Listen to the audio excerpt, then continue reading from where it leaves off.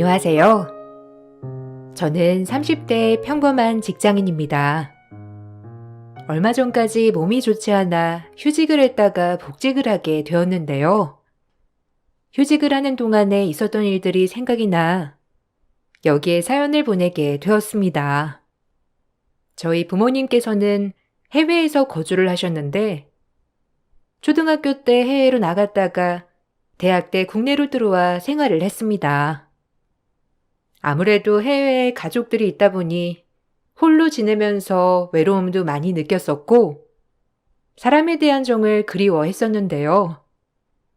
30대가 되어서 만나게 된 남자와 결혼을 하게 되었어요. 저희 남편은 따뜻하고 감수성이 풍부한 사람이었고 항상 저를 배려하고 공감해주면서 제 곁에 늘 항상 있어 주었죠. 남편과 연애를 하면서 남편의 집안 사정에 대해서도 알게 되었는데 어릴 적 아버지가 돌아가셔서 홀시모에 남동생이 있다고 하더라고요. 연애하면서 몇 번 배웠던 시모는 시원시원하시고 대장부 같은 분이셨어요. 데이트를 하면서 가끔씩 시모가 하시는 음식점에 갔던 적이 있었는데 한 번도 저에게 일을 시키시거나 무언가를 요구하신 적이 없었죠. 그때 당시 알고 지냈던 다른 지인들의 말을 들어보면 아들 여자친구한테도 대수롭지 않게 일을 시키는 사람들도 많다고 했는데 전혀 그런 모습을 보이지 않으셨으니 전 좋은 시어머니시구나 생각을 했었어요. 결혼 전 허락을 받으러 갔을 때에도 홀시모 집에 시집을 와줘서 고맙다고 눈물까지 흘리실 정도였습니다. 유진아, 우리 집에 시집 오겠다고 했더니 정말 내가 너무 미안하고 고맙구나.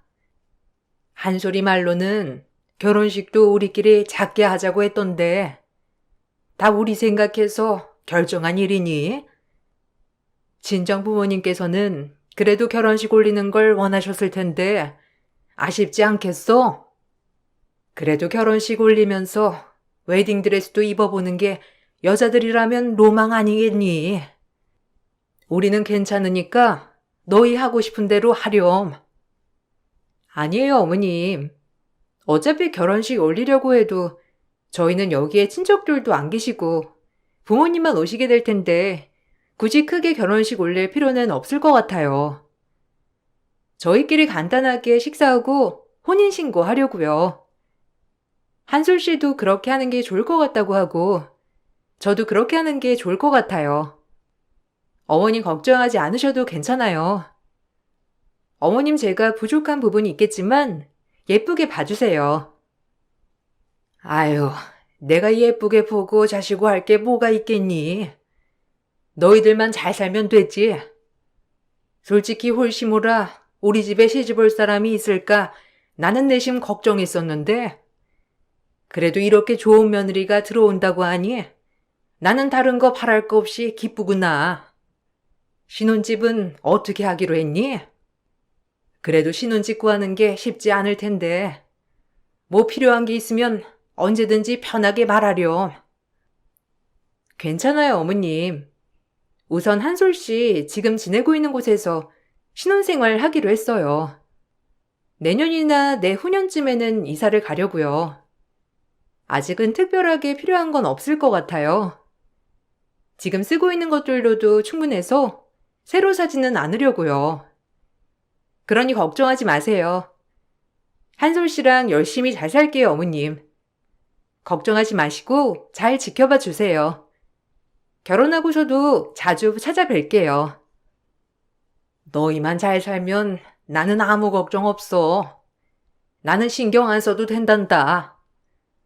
사돈 어르신들께 자주 연락드리렴. 한국에 같이 살고 계시는 게 아니니 더 걱정이 되시겠어. 나야 너희 옆에 있잖니.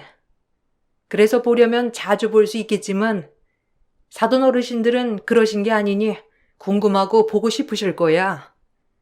그러니 나보다는 멀리 계시는 친정에 더 신경 써서 잘하거라.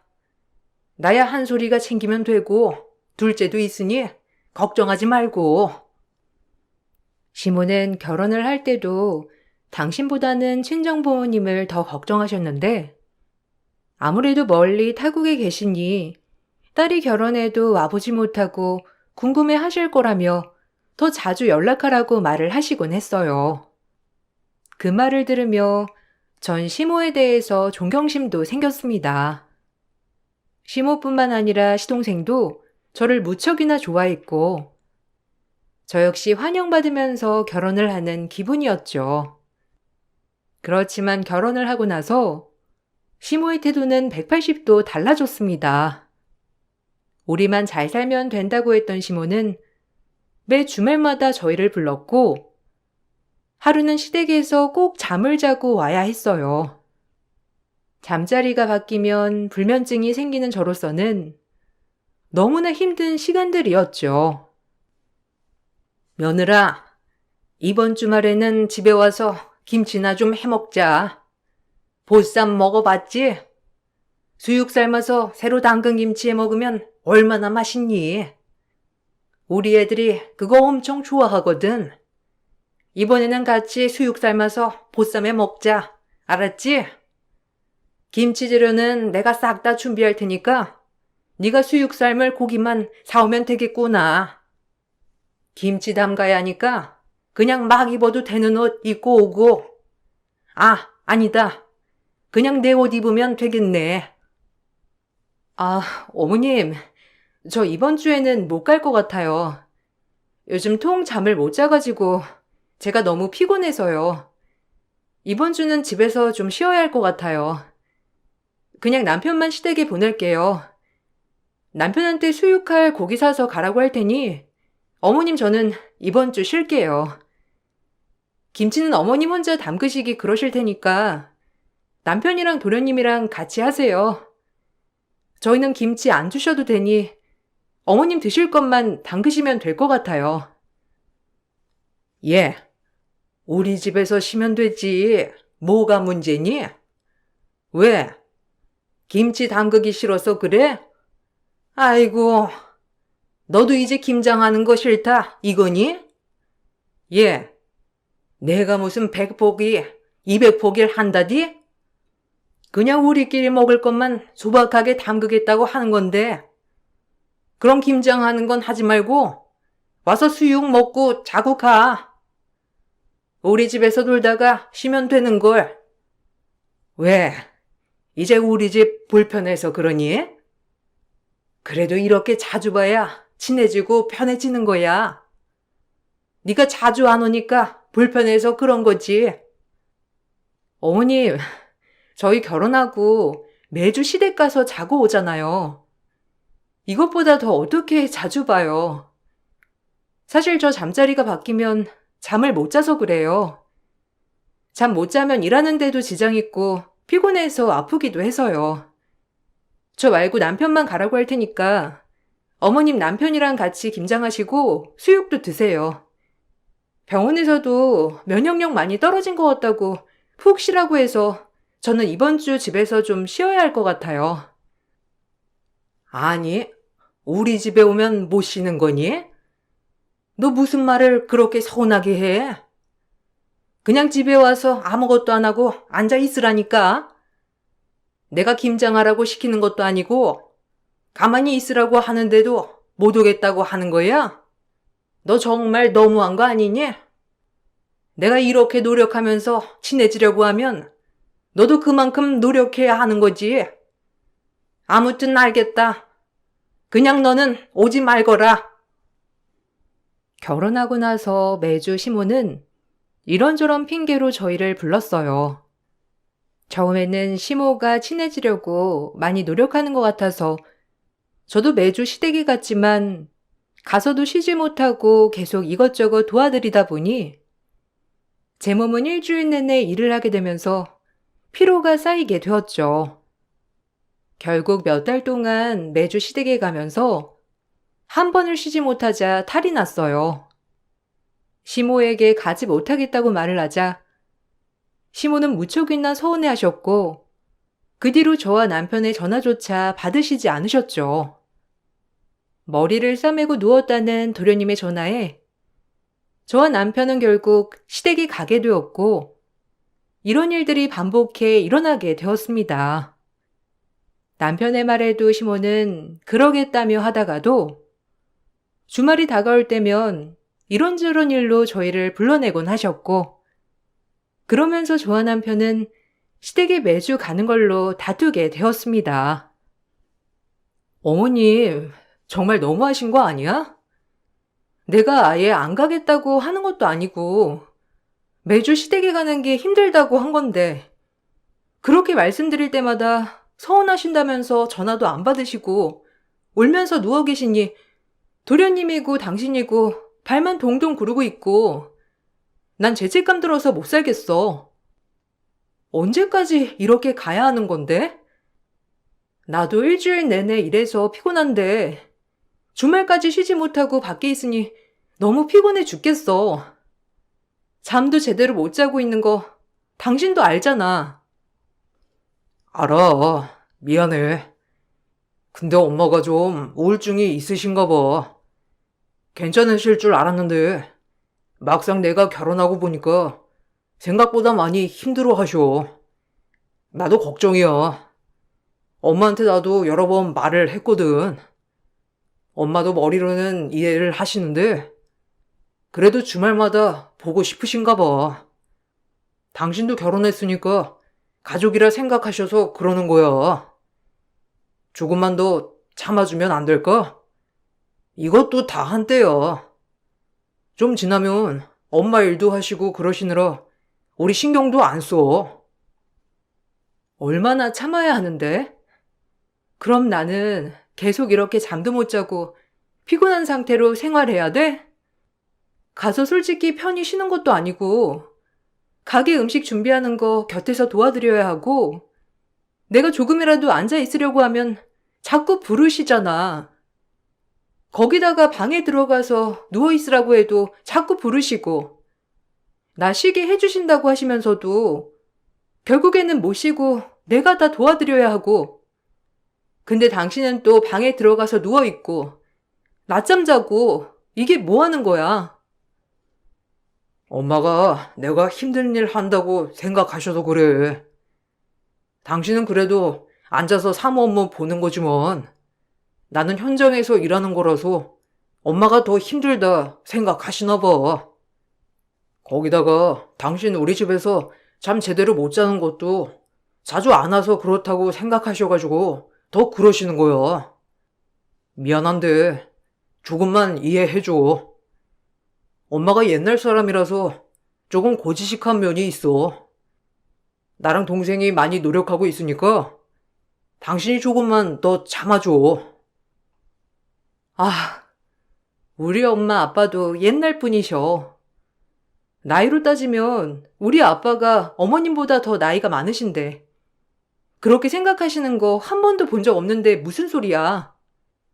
어쨌든 나 좀 쉬어야 할 것 같아. 잠도 제대로 못 자고 있고 힘들어. 어머님이 부르시면 매번 갈 수 없어. 일주일에 한 번씩 매주마다 가다가는 내가 죽겠어. 당신 혼자만 가든지 그렇게 해. 나는 가끔씩만 갈게. 매주 부르시는 시모의 전화에도 저는 가지 않고 남편만 보내기 시작하니 시모는 점점 빈도수를 줄이기 시작하셨어요. 그렇지만 매주마다 전화해 잔소리하는 건 끊으시지 않으셨죠. 그나마 전보다 나아졌다고 생각이 들어 조금 더 시간이 지나면 편해지고 더 나아질 거라 생각을 했었어요. 시모와의 트러블로 정신이 없던 일이 조금씩 나아지고 있을 때쯤 시댁에 큰 사건이 터지게 되었죠. 바로 시동생이 사고를 친 것이었어요. 술자리에서 시비가 붙어 다른 사람과 싸우게 되었는데 그만 그 사람이 다치게 되는 일이 생겼습니다. 어마어마한 합의금이 필요한 상태였는데 시동생은 시모에게 말도 꺼냈지만 도와줄 수 없단 말만 듣고 우리를 찾아왔죠. 형, 어떻게 좀 안 될까? 당장 합의 못하면 나 진짜 큰일 나.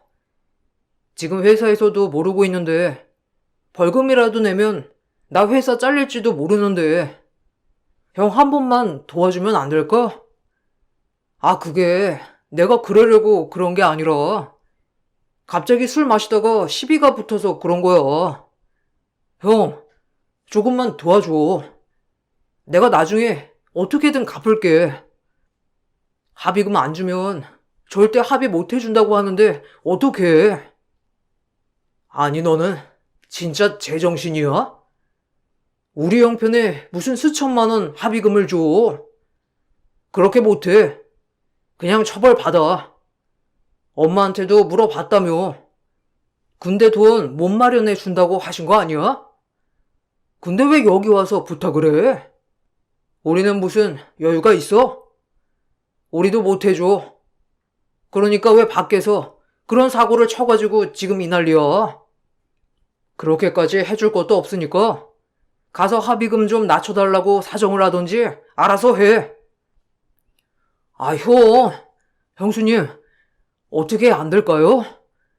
저 진짜 이번에 처벌받으면 회사 다시는 못 다니고 이거 소문이라도 나면 나중에 취업하는 것도 문제되면 어떻게 해요?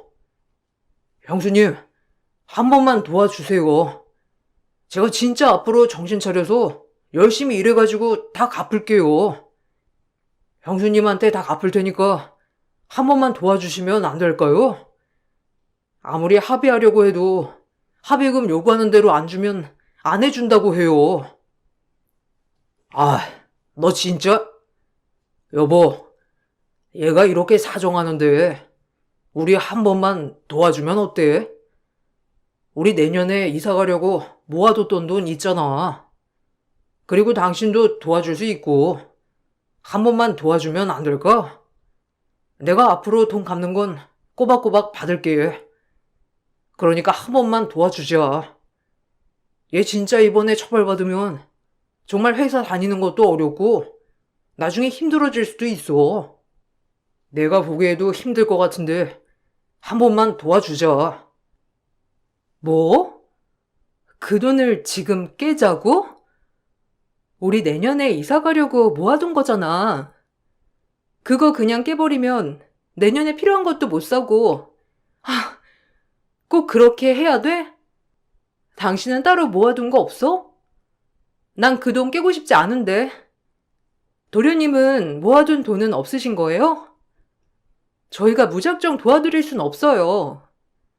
어머님이랑 남편이랑 저랑 도련님이랑 다 같이 모아서 해결해야죠. 형수님, 저희 집 사정 아시잖아요. 저도 그렇고 엄마도 그렇고 다 생활비에 쓰느라고 따로 모아둔 돈도 없고. 형 말 들어보니 그래도 형수님께서 도와줄 수 있을 것 같다고 했는데, 형수님, 제가 앞으로 버는 돈 진짜 일부라도 떼서 형수님께 보내드릴게요. 한 번만 도와주세요. 엄마나 형이나 도와주고 싶어도 다 못 도와주고 있는데 형수님 한 번만 도와주시면 제가 나중에 배로 갚을게요. 그래, 얘가 이렇게까지 말하는데 한 번만 도와주자. 당신 내일 통장 그거 해지해서 보내줘. 내일까지 합의 안 하면 검찰로 넘어간다고 하니까 합의 빨리 해야 돼. 들어보니 그쪽에서도 합의금만 주면 마무리하겠다고 하는데 내가 더 잘할게. 내가 투잡이라도 띄워가지고 돈 메꿀 테니까 한 번만 도와주자. 시동생은 합의금을 마련하기 위해서 집으로 찾아왔지만 들리는 뉘앙스로는 이미 저에게 돈이 있다는 걸 알고 온 듯 싶었어요. 그때 당시는 찝찝하긴 했지만 그래도 급한 상황이라 시동생 합의금을 보태줄 수밖에 없었습니다. 다음에 원래 이사를 가서 가구나 가전을 사려고 모아두었던 돈이었는데 홀랑 합의금으로 써버렸죠. 그 이후 남편은 시동생에게 매달 꼬박꼬박 돈을 받아주겠다고 했지만 한 번도 돈을 받지 못했어요.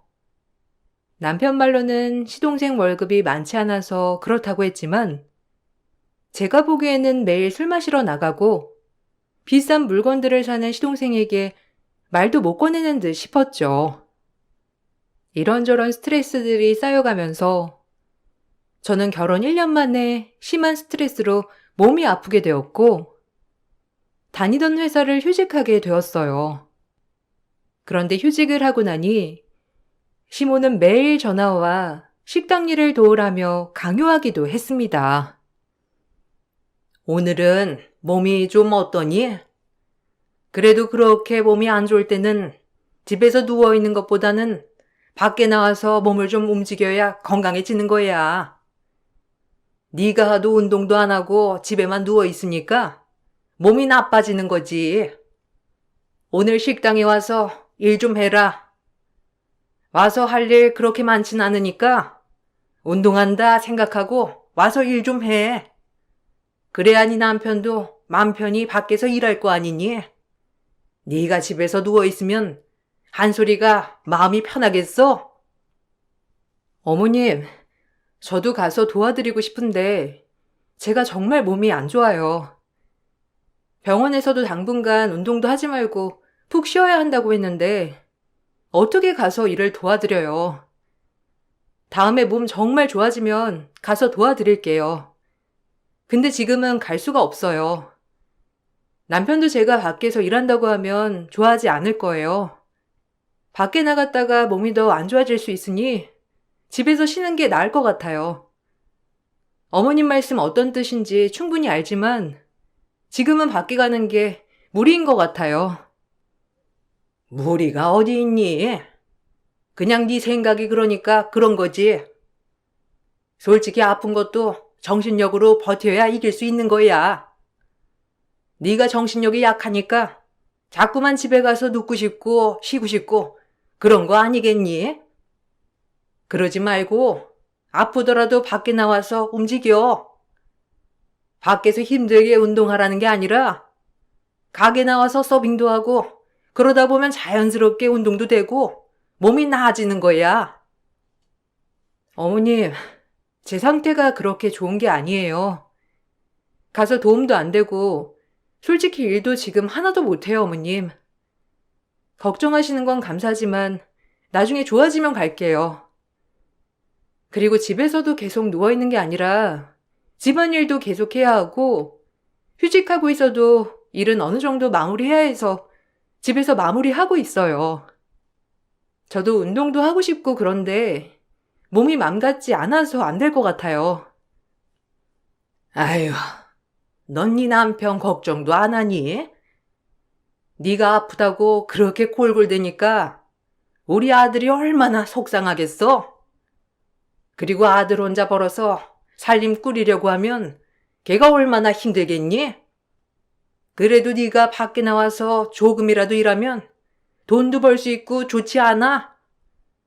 내가 너 공짜로 부리겠다는 것도 아니고 다 돈 주겠다잖니.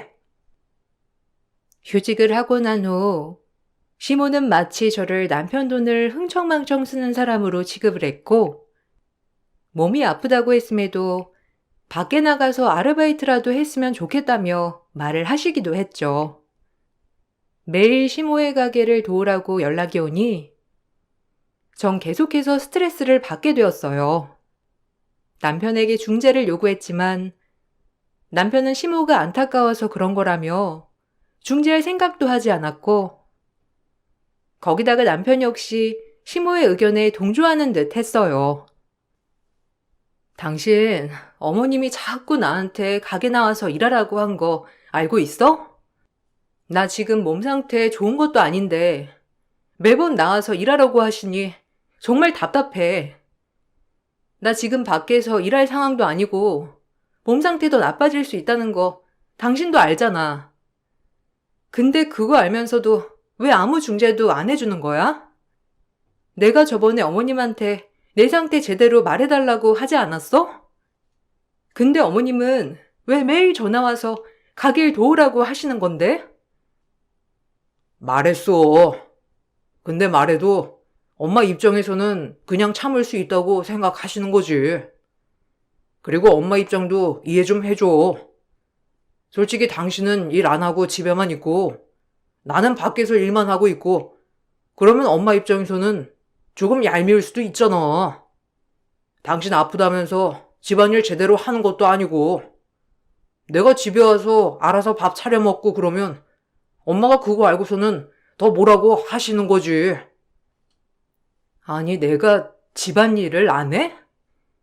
나 열 39도 오르고 나서도 청소며 빨래며 다 했는데도 내가 아무것도 안 했다고 하는 거야? 도대체 왜 그렇게 말을 했던 건데? 설마 당신도 어머님이랑 똑같이 일할 수 있는데도 불구하고 못한다고 생각을 하는 거야? 아, 당신 내가 왜 아픈지도 알고 있잖아. 그간 스트레스 때문에 신경성으로 지금 이 지경까지 왔는데 그게 당신이 할 말이야? 아, 당신도 좀 마음을 넓게 가져.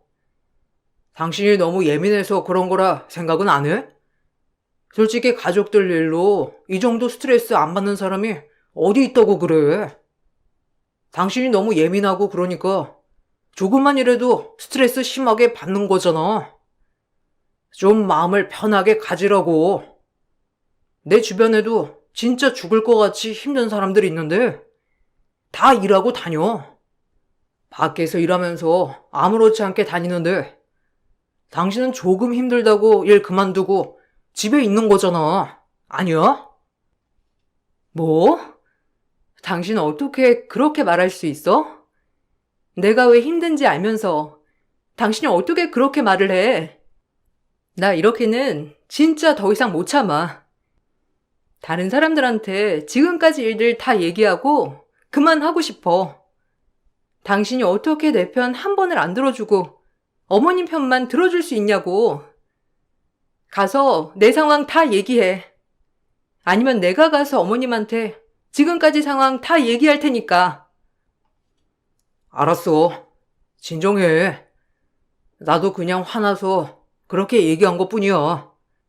당신이랑 싸우고 싶지 않다고. 일단 진정하고 내가 엄마한테 잘 얘기할게.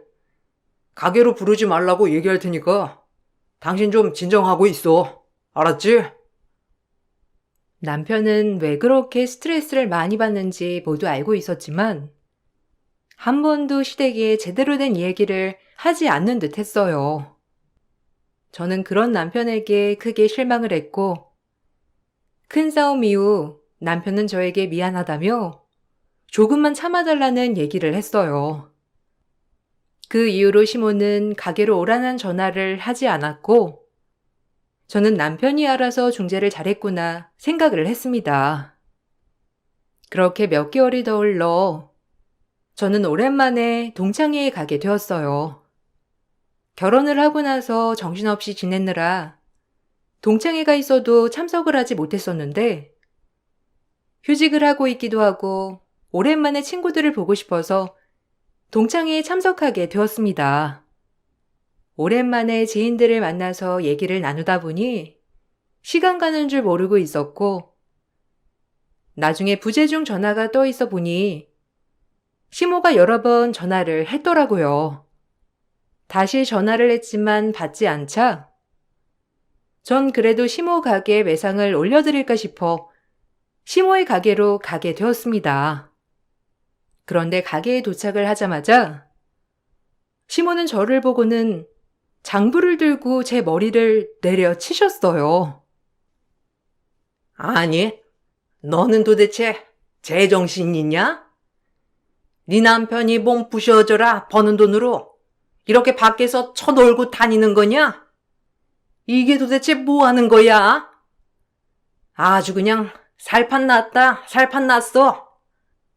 우리 애 밖에서 고생하는 동안 너는 집에서 퍼질러 누워있기나 하고 이렇게 밖에서 놀러 다니기나 하고 이럴 거면 가게 나와서 매상 올릴 생각이나 하지.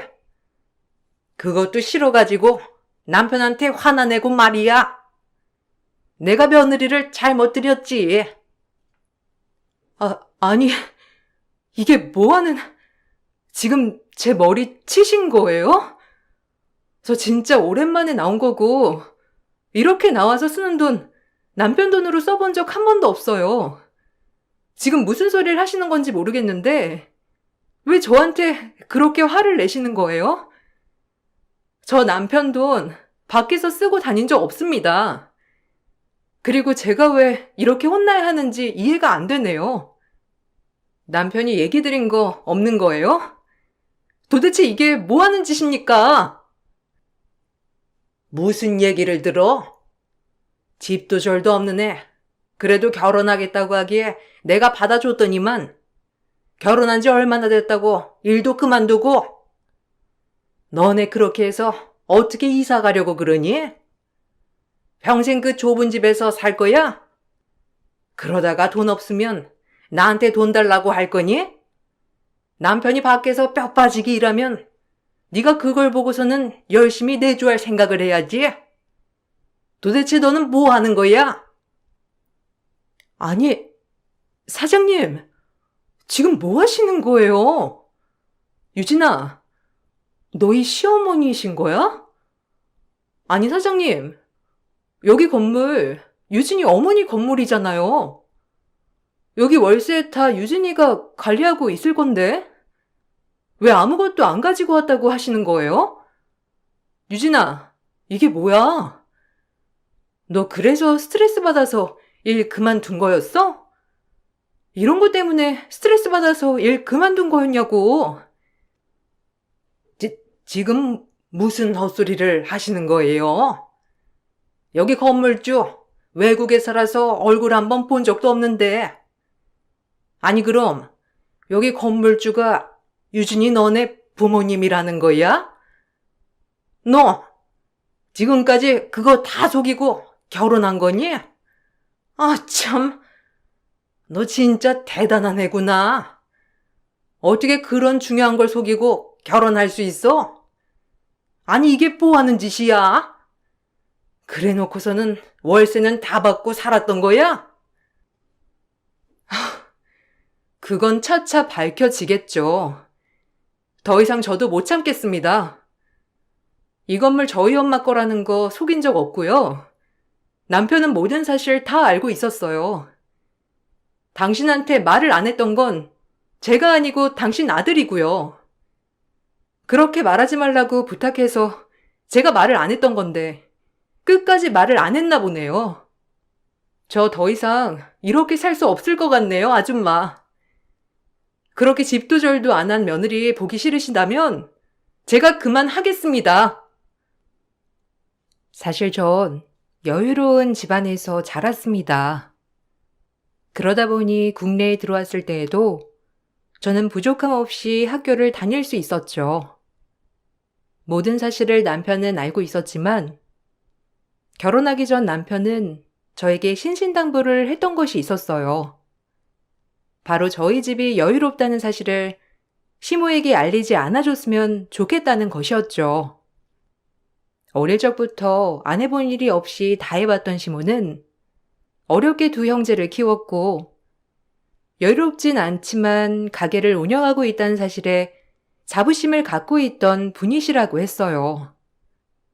그렇지만 만약 자신과 결혼하는 사람이 차이나는 집안이라고 하면 시모는 기가 죽을 거라면서 저에게 티를 내지 않았으면 좋겠다고 당부를 했습니다.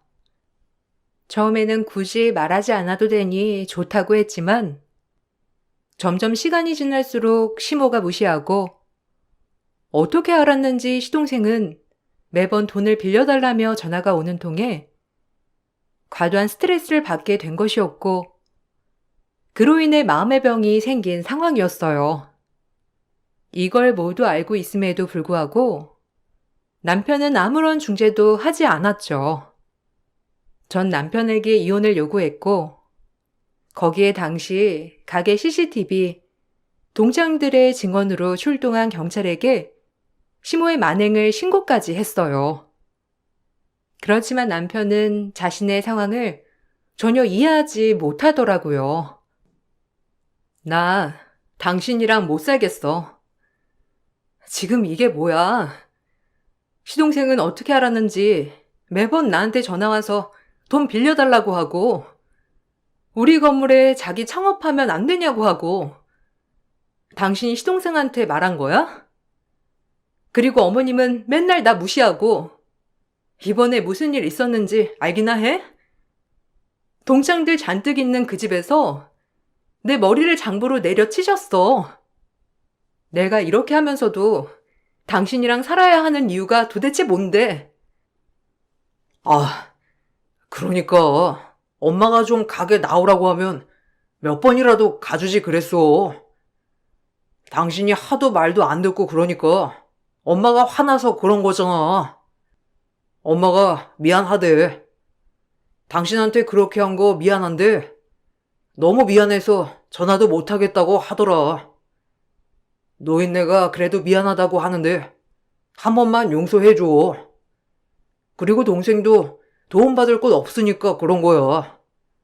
내가 다 정리할 테니까 당신도 그만해. 뭘 그만해? 내가 뭘 그만하라는 건데? 지금껏 내가 뭘 했다고 그만하라는 거야? 당신이랑 당신 엄마, 당신 동생이 지금껏 날 괴롭힌 건데 왜 나보고 그만하래? 당신 그리고 어머님 가게 월세 받지 말라고 했는데 왜 그건 말 안 했던 거야? 내가 그때 내 상황 다 말하라고 한 거 잊었어? 그거 말도 안 했던 거야? 어머님한테 받은 월세는 어떻게 했는데? 그 건물에서 나온 월세 왜 당신이 개인적으로 쓴 건데? 그건 내가 급한 곳이 있어가지고 쓴 거야. 다시 채워 넣으려고 했어. 내가 쓰려고 일부러 그런 게 아니라 급한 상황이라서 어쩔 수 없이 쓴 거야. 그런데 당신 어떻게 알았어? 설마 당신 내 뒷조사 한 거 아니지? 당신 진짜 그렇게 했으면 나 진짜 가만 안 있을 거야. 당신 조금만 진정해. 내가 다 해명할 테니까 당신 조금만 진정하라고. 엄마한테도 내가 다 설명할게. 이미 늦었어. 이제 와서 설명해 뭐 할 건데? 우리 사이 이제 끝이야.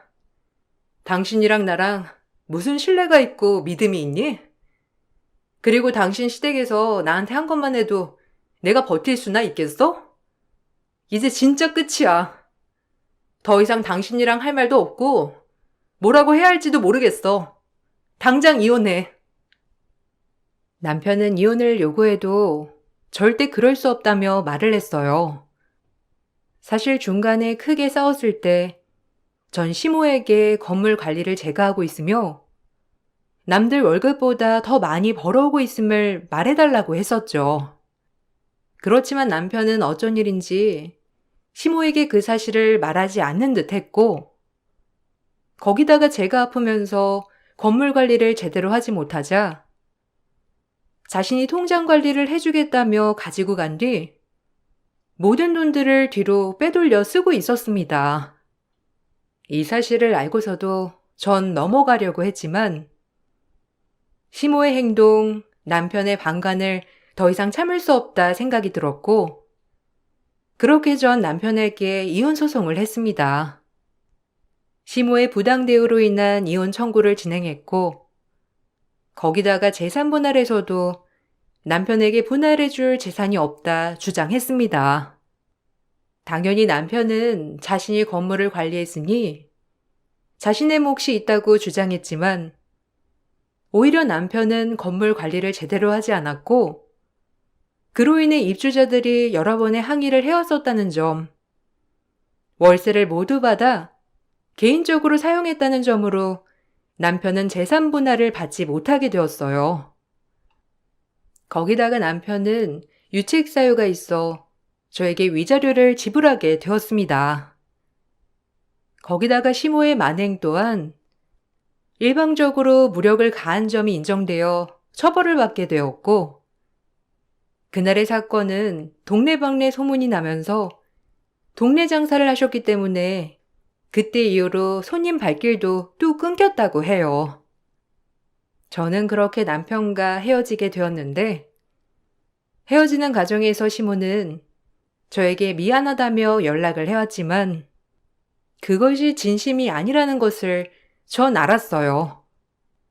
이혼이 확정되고 난 뒤 시모는 저에게 독서를 담은 메시지를 보내왔고 모든 사실을 알게 된 친정 부모님께서 시모 가게와의 계약을 연장하지 않으셨습니다.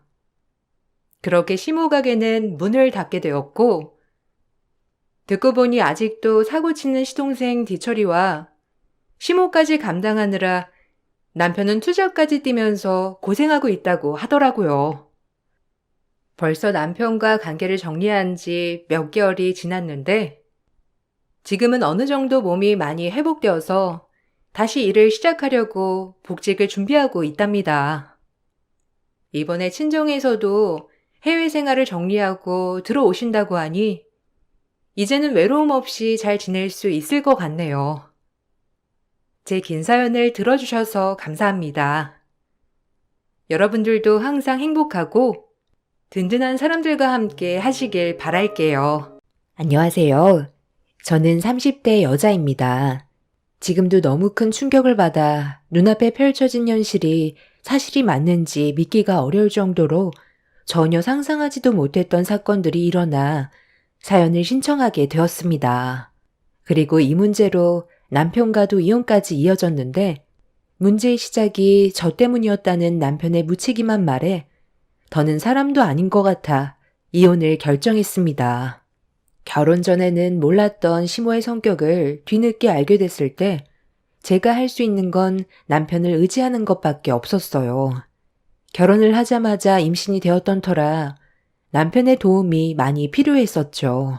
당연히 제가 임신을 했던 상태였기 때문에 제 편이 되어주는 건 당연했었는데 남편의 태도에 너무 많은 실망을 하게 되었습니다. 무슨 말만 해도 시모가 저를 위해 그런 거라는 어이없는 말을 늘어놓았어요. 그런 무책임한 말들이 저에겐 너무 실망스럽게 다가왔었습니다. 시모는 남편이 자기 편인 줄 알고 저를 더 막대하는데 홀몸도 아닌 거 뻔히 알면서 날이 가면 갈수록 저를 더 힘들게 만드는 시모에게 결국 제가 살아야 할 것 같아 참아왔던 안 좋은 감정들을 쏟아내게 되었습니다. 처음 시모에게 불만을 털어놓았을 때가 한창 입덧이 심할 때였어요. 지금 너무 입덧이 심해서 아무것도 못하겠어요. 그러니 제발 좀 그만하세요. 제가 어머님한테 도대체 뭘 잘못했다고 이러세요?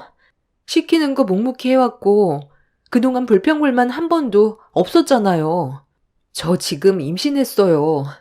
지금 입덧이 너무 심해서 아무것도 할 수가 없을 정도로 괴로운 상태인데 어머님도 이런 제 상황 모르는 거 아니잖아요. 이 사람 임신했을 때 어머님도 입덧 심했다면서요. 그럼 제가 얼마나 힘들지 뻔히 아실 텐데 일부러 괴롭히시는 거예요? 제가 그렇게 부족한 며느리인가요? 그래도 저는 항상 최선을 다하려고 노력해 왔었어요. 어머님도 저를 조금만 이해해 주실 순 없는 거예요? 이런 식이면 저 더 이상 어머님 댁에 올 수가 없어요. 지금 제 몸 하나 가누기 힘들 정도로 입덧이 심한데 냉장고 문 열어 음식하라는 건 당연히 너무 곤욕스럽죠. 나 때는 임신했을 때 입덧이 정말 심했었지. 첫째 딸이랑 막내 딸은 입덧이 별로 심하지 않았거든. 그런데 이상하게 둘째만 입덧이 심하더라고. 나도 아직까지 그때를 잊지 못할 정도로 힘들었지. 그런데 나는 그래도 입덧해 가면서 음식하고 시어머니가 시키는 거 뭐든 다 했었어. 요즘 애들은 조금만 힘들어도 물러 터져서는 꾀를 부리는데 절대로 유산 같은 거 안 되니까 걱정 안 해도 된다. 입덧은 자연스러운 거니까 걱정하지 말고 내가 시킨 음식 준비나 하거라. 전 지금 너무 심해서 그렇게는 못하겠어요. 어머님이 과거에 그런 힘든 일을 했다고 해서 제가 똑같이 할 수 있는 건 아니잖아요. 사람마다 입덧의 정도가 다른데 어머님이 버티면서 음식을 만들었다고 해서 저까지 똑같이 어떻게 해요? 어머님 손주를 임신했는데도 이런 대우밖에 못 받는다면 차라리 그만 돌아가는 게 좋겠어요. 옳게. 지금 어디 가는 거야? 우리 엄마가 말하고 있는데 자리에서 먼저 일어나는 게 어디 있어? 처음 인사 올 때부터 성격이 별로 안 좋아 보이더구만. 내 예상에 딱 맞아 떨어졌네. 엄마, 내가 뭐라고 했어요? 처음 얼굴 보자마자 버릇없어 보인다고 했잖아요. 너는 그때 누나 말 들었으면 더 좋은 색식감 얻을 수 있었잖아. 우리 집안에 들어왔으면 무슨 일을 시키던 군말하지 않고 해야 되는 건데 눈까지 치켜 세우는 거 봐봐. 저게 어른을 대하는 행동이 맞는 거야? 오빠가 여자 보는 눈이 없어서 그런 거지 뭐. 즐거운 주말에 가족 모두 한자리에 모였는데 속 안 좋게 계속 헛구역질만 하고 있으니까 내 속까지 안 좋아지는 것 같아. 우리 언니는 임신했을 때 입덧 한 번 없이 애만 잘 낳았는데 새언니는 어떻게 된 게 화장실 변기통을 놓지를 못하네? 이것도 약간 건강 문제와 직결되는 거 아니야?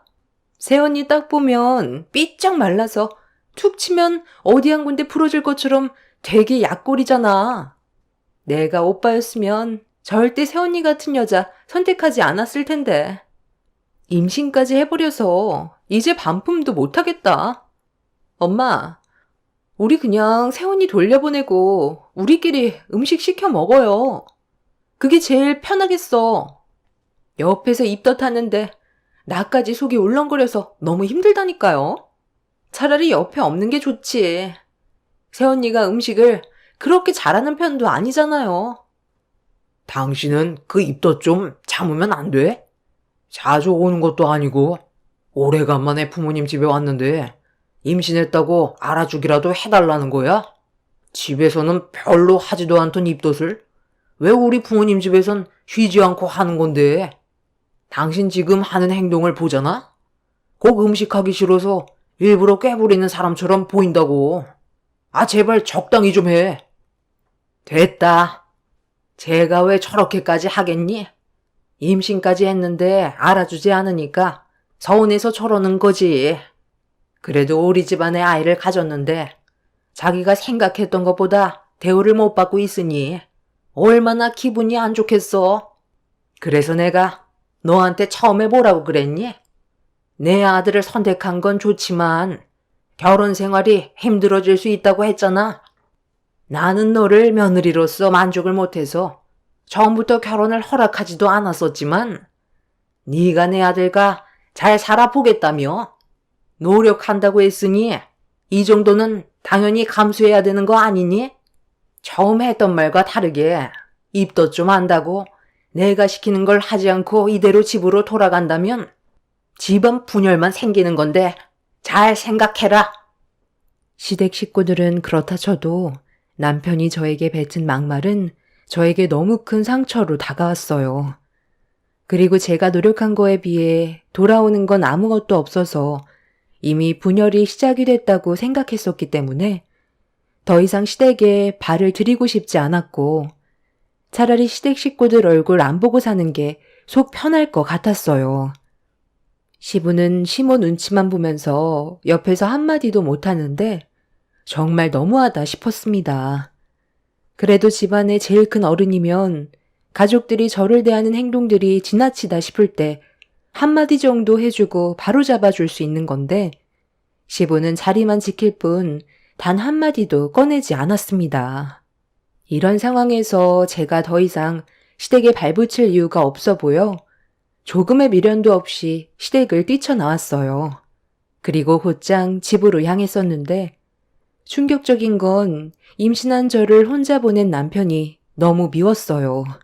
자기랑 결혼해달라고 하루도 빠짐없이 매달리면서 모든 걸 다 줄 것처럼 행동했던 사람이었는데 결혼하고 나서 임신이 되자마자 태도가 돌변해서는 꼭 자기가 원하는 걸 성취했으니 더 이상 노력하지 않아도 된다는 사람처럼 저에게 상처만 주는 모습이 너무 실망스러웠습니다. 제가 집에 도착은 잘했는지 문자 한 통도 없던 남편의 180도 변해버린 모습에 차라리 그냥 이혼하고 혼자 살아야 하나 싶었어요. 어차피 아무리 노력해도 대우도 못 받는데 붙어 있어봤자 달라질 것도 없을 것 같아 혼자 집에 있는 동안 정말 많은 고민을 하게 되었습니다. 입덧이 심하다 보니 남편과의 이혼이 더 크게 와닿더라고요. 결국 그날 서운함은 분노로 변해버렸고 오랜 시간 끌지 말고 각자 갈 길 가는 게 상처를 덜 받는 일이라고 확신을 하게 되었습니다. 이제야 들어오는 거야? 먹을 거 다 먹고 아주 즐거운 시간 보내고 왔나 봐. 너는 내가 걱정도 안 됐니? 하루 종일 변기통만 붙잡고 있는 내가 불쌍하지도 않아? 입덧하면 다 그런다는데 왜 이렇게 호들갑이야? 임신하면 자연스러운 현상이라잖아. 시간이 좀 지나면 입덧도 줄어든다던데? 일단 너무 예민해진 것 같으니까 그만 들어가서 쉬어. 나는 또 나가봐야 돼. 오래간만에 친구가 근처에 왔다길래 얼굴 좀 잠깐 보고 오려고. 몇 년 만에 얼굴 보는 거라 아마 술까지 마시고 들어올 거야. 너는 친구는 중요하고 지금까지 아무것도 먹지 못한 채 힘들어하는 나는 안 보이는 거야? 지금 상황에 친구를 꼭 만나러 나가야 돼? 입덧하는 게 당연한 거면 네가 임신한 내 옆에 있어주는 것도 당연한 거야. 뱃속에 있는 아이가 나 혼자 만들었어? 너한테도 책임이 있는 거잖아. 왜 나만 고생을 해야 되고 이런 대우를 받아야 되는 건데? 이럴 거였으면 나랑 왜 결혼했어? 전에 나한테 뭐라고 했는지 기억 안 나? 모든 걸 다 내어줄 정도로 잘하겠다고 했었잖아. 그건 그때고 지금은 결혼까지 했는데 굳이 그렇게 할 필요 없잖아. 어차피 잡아놓은 물고기나 다름없는데 노력할 필요가 뭐가 있어? 남편은 약속이 늦었다면서 저와 더 이상의 대화를 이어나가지 않고 옷만 갈아입고 급하게 밖으로 나가버렸어요. 제가 나가는 순간 이혼이라고 했는데도 남편은 콧방귀도 안 끼고 제 말은 아예 듣지도 않았습니다. 잡아놓은 물고기니까 노력할 필요가 없다는 말에 너무 화가 치밀어 올랐고 눈물이 왈칵 쏟아져 내렸네요. 뱃속에 있는 아이한테는 미안하지만 남편한테 이런 취급받아가면서 더 이상 부부 생활을 이어나가고 싶지 않아 이혼을 결심했고 다음날까지 들어오지 않은 남편을 보고 더욱더 확고하게 마음먹을 수 있었습니다. 그렇게 다음날 좋지 않은 몸으로 이혼 서류를 준비한 뒤에 짐을 싼 뒤 친정집으로 향했어요. 혼자 생활하시던 엄마는 갑자기 제가 찾아오자 많이 놀라셨는지 남편과 무슨 일 생겼냐며 걱정을 하셨습니다. 어차피 이혼을 결심했기 때문에 숨길 필요 없다고 생각해 제가 그동안 힘들었던 점에 대해 전부 다 털어놨어요. 엄마는 제 말을 심각하게 들으시더니 시댁 식구들의 행동들을 이해할 수가 없다며 얼굴을 붉혔습니다. 그렇게 엄마와 한참 동안 대화를 주고받고 있었는데 남편한테 전화가 왔어요. 집에 있는 이혼 서류를 본 듯했고 제가 전화를 받자마자 테이블 위에 올려져 있는 서류에 대해 물어보기 시작했습니다. 저는 더 이상 같이 살고 싶지 않다면서 법정에서 보자는 말 한마디 하고 끊으려는데 엄마가 갑자기 전화 좀 바꿔달라면서 제 핸드폰을 뺏었습니다. 엄마는 화가 많이 났는지 이게 뭐 하는 짓이냐며 당장 처가로 달려오라고 소리를 질렀어요. 엄마는 정신 상태가 썩어 빠진 남편을 절대로 용서하고 싶지 않다면서 화를 가라앉히지 못하고 있었습니다. 그렇게 몇 시간 뒤 남편이 초인종을 눌렀어요. 인터폰에 비친 남편의 얼굴을 바라보던 엄마는 정신 상태가 썩어 빠진 사람은 몽둥이가 약이라면서 집에 있던 야구 방망이를 꺼내 들었습니다. 엄마는 아빠가 병으로 돌아가신 뒤 혼자 사시는 동안 혹시라도 도둑이 들어오기라도 할까봐 무서우셨는지 야구 방망이를 구입해 놓은 적이 있었어요. 도둑이 들어오면 쓰려고 구입해 두었던 야구 방망이를 남편한테 사용할 거라곤 엄마도 상상도 하지 못했는지 어이없는 표정을 지으며 현관문을 열어주었네요. 아, 장모님. 위험하게 갑자기 야구 방망이를 휘두르면 어떡해요? 저는 크게 잘못한 게 없다고요. 저 사람이 저희 부모님 집에서 버릇없이 뛰쳐나와 문제가 생긴 거라니까요. 자네가 처음에 우리 집에 인사 왔을 때 내가 뭐라고 그랬나? 우리 딸 얼굴에서 눈물을 흘리게 하면 가만두지 않겠다고 분명 경고했었지? 살다 보면 여러 가지 일들로 서로 다툴 수도 있는 거죠. 어떻게 매번 똑같은 감정으로 이 사람을 대할 수 있겠어요? 저도 이 사람이 임신하고 나서 감정 기복이 너무 심하다 보니까 수습이 안 될 정도로 많이 힘든 게 사실이에요.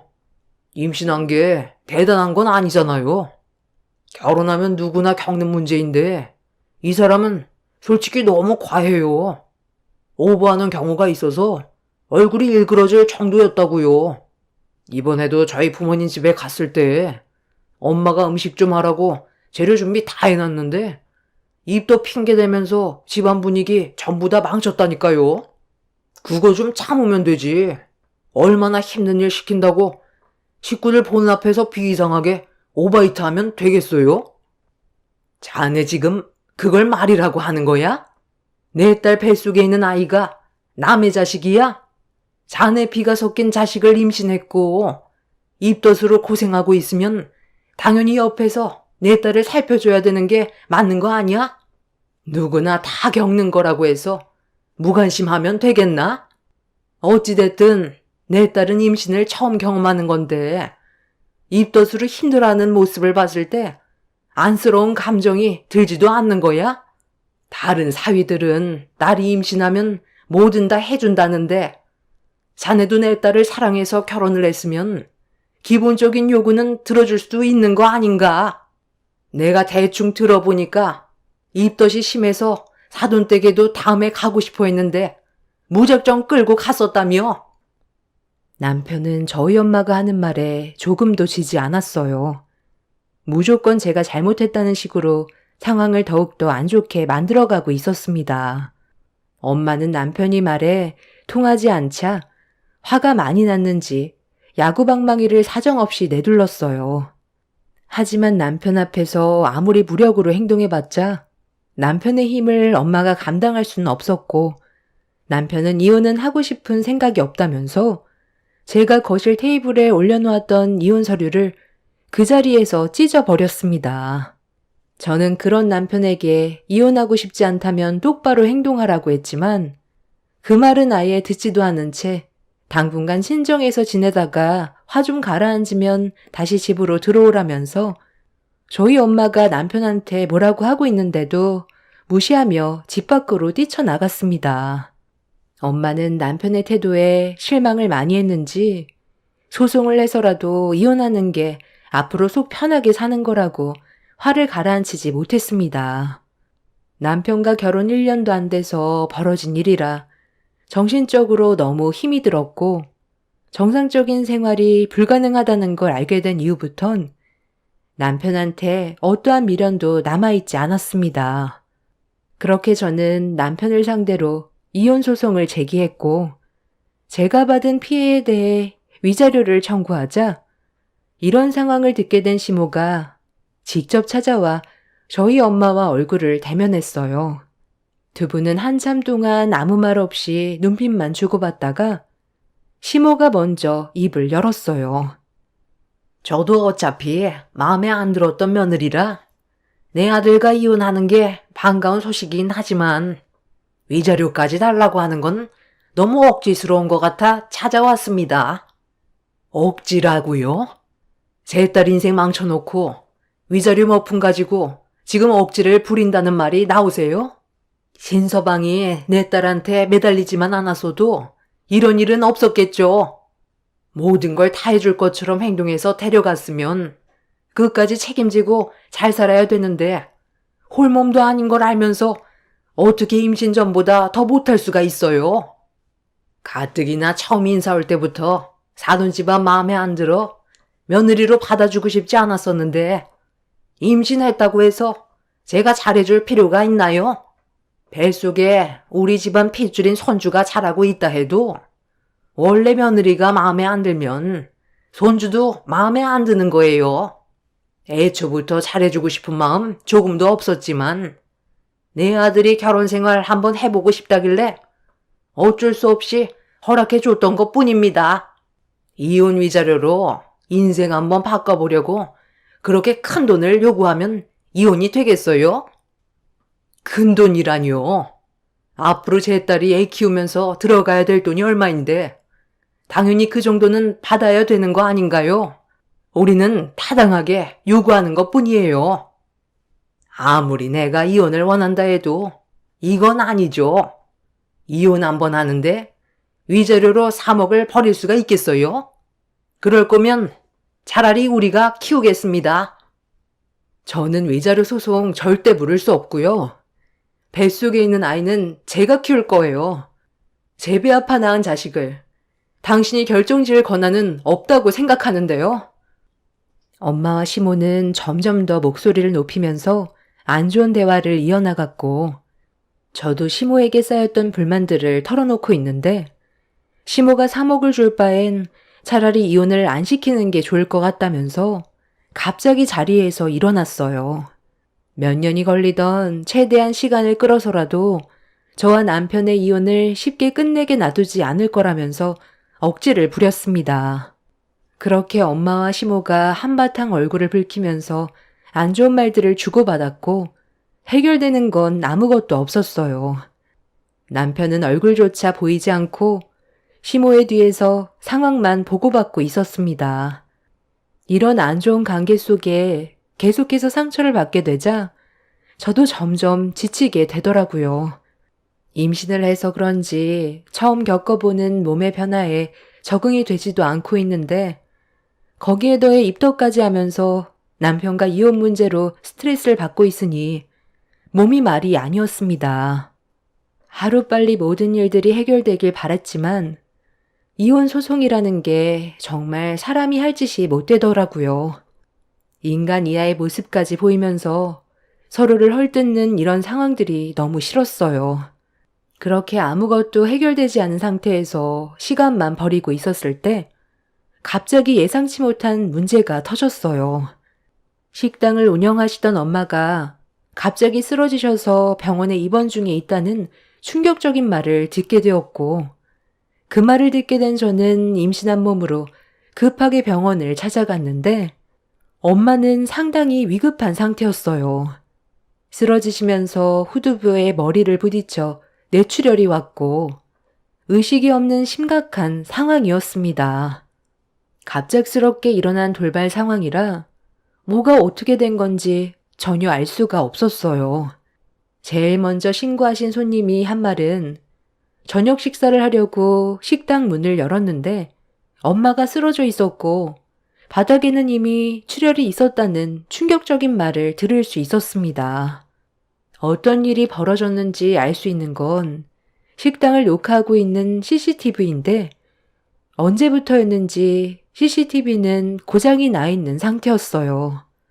경찰들 말로는 엄마가 연세도 있으셔서 과로로 쓰러진 것 같다며 식당에 문제될 만한 건 보이지 않는다고 더 이상의 조사는 의미가 없다는 말로 상황을 마무리 지었습니다. 결국 무슨 이유 때문에 쓰러졌는지 전혀 알지 못한 상태에서 수술이 끝난 엄마가 깨어나길 바라고 있는데 시간이 지나도 엄마의 몸 상태는 조금도 나아지지가 않았어요. 의사는 엄마가 뇌출혈로 쓰러졌을 때 뇌에 출혈이 동반되었고 뇌압이 급격하게 상승해서 뇌에 손상이 입게 된 것 같다며 회복을 할 수 있을지도 모르는 상황과 만약에 깨어난다 해도 후유증으로 인한 정상적인 생활은 불가능할지도 모른다는 절망적인 진단을 했습니다. 뇌는 한번 손상이 가해지면 회복할 수 없다는 말이 저에게는 제일 큰 충격이었어요.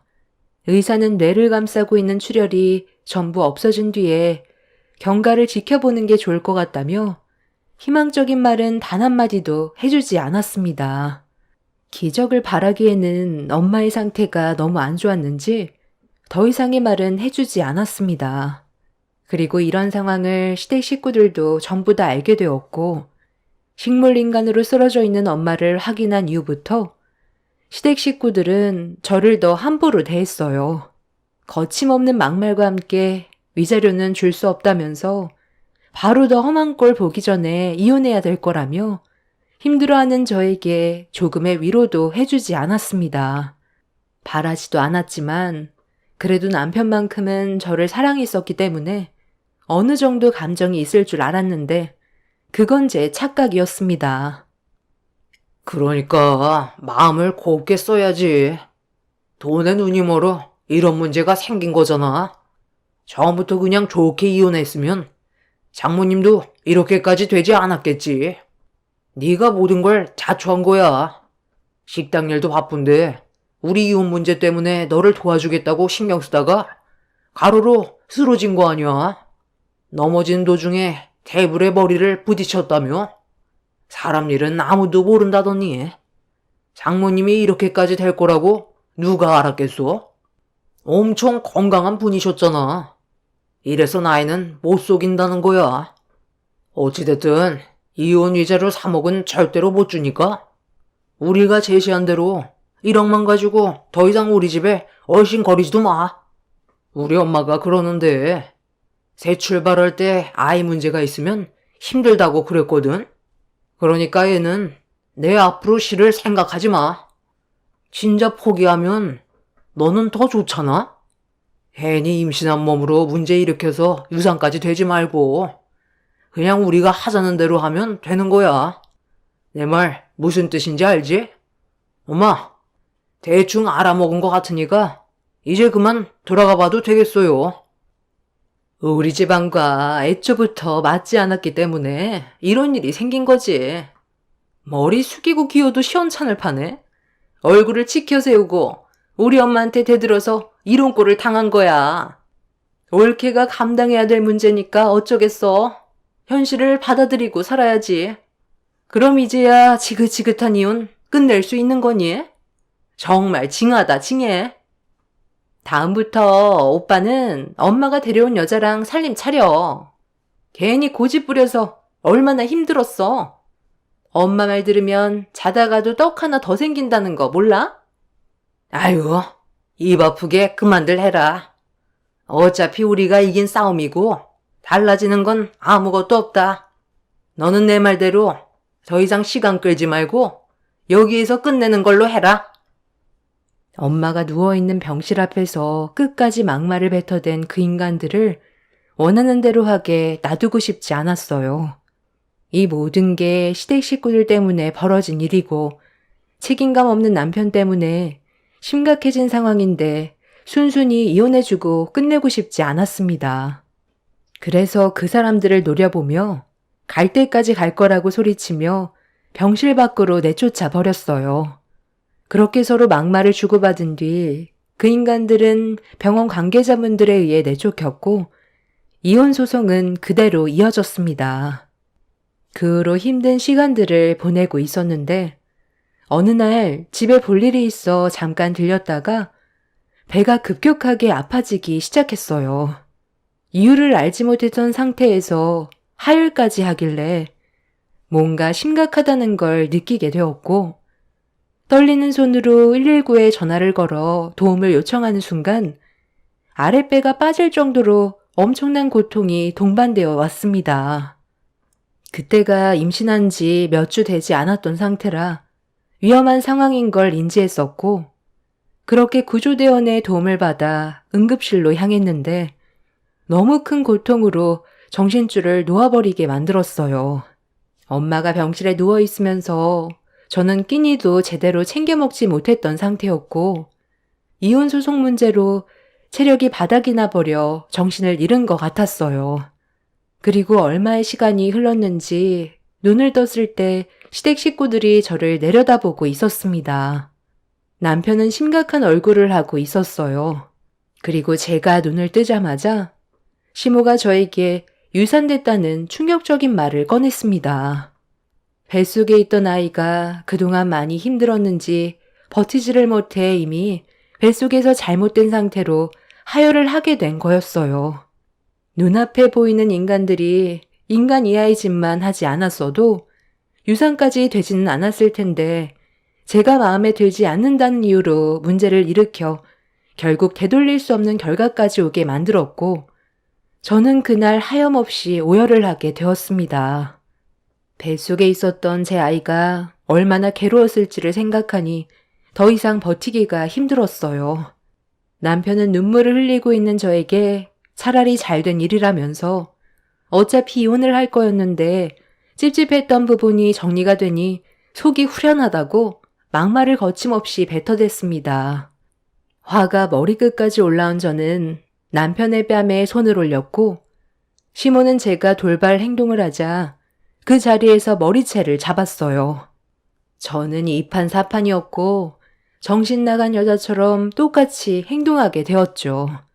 남편과 시모는 아이도 유산됐으니 이혼 절차는 쉬워질 거라면서 저를 만신창이로 만들어 놓고 그렇게 자리를 떠났습니다. 그날 이후 아이까지 잃고 엄마는 식물인간이 되어버린 상태에서 삶이 의미가 없다 보니 하루하루 사는 게 힘들었고 회복하는 시간도 상당히 오래 걸렸어요.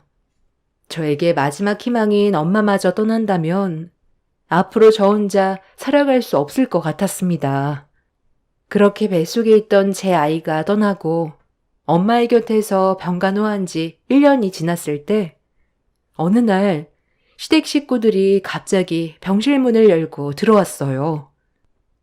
이혼을 해주지 않을 거면 며느리 역할을 끝까지 하던지, 아니면 그만 질질 끌고 당장 내 아들과 이혼하라는데 언제까지 고집을 부릴 거야?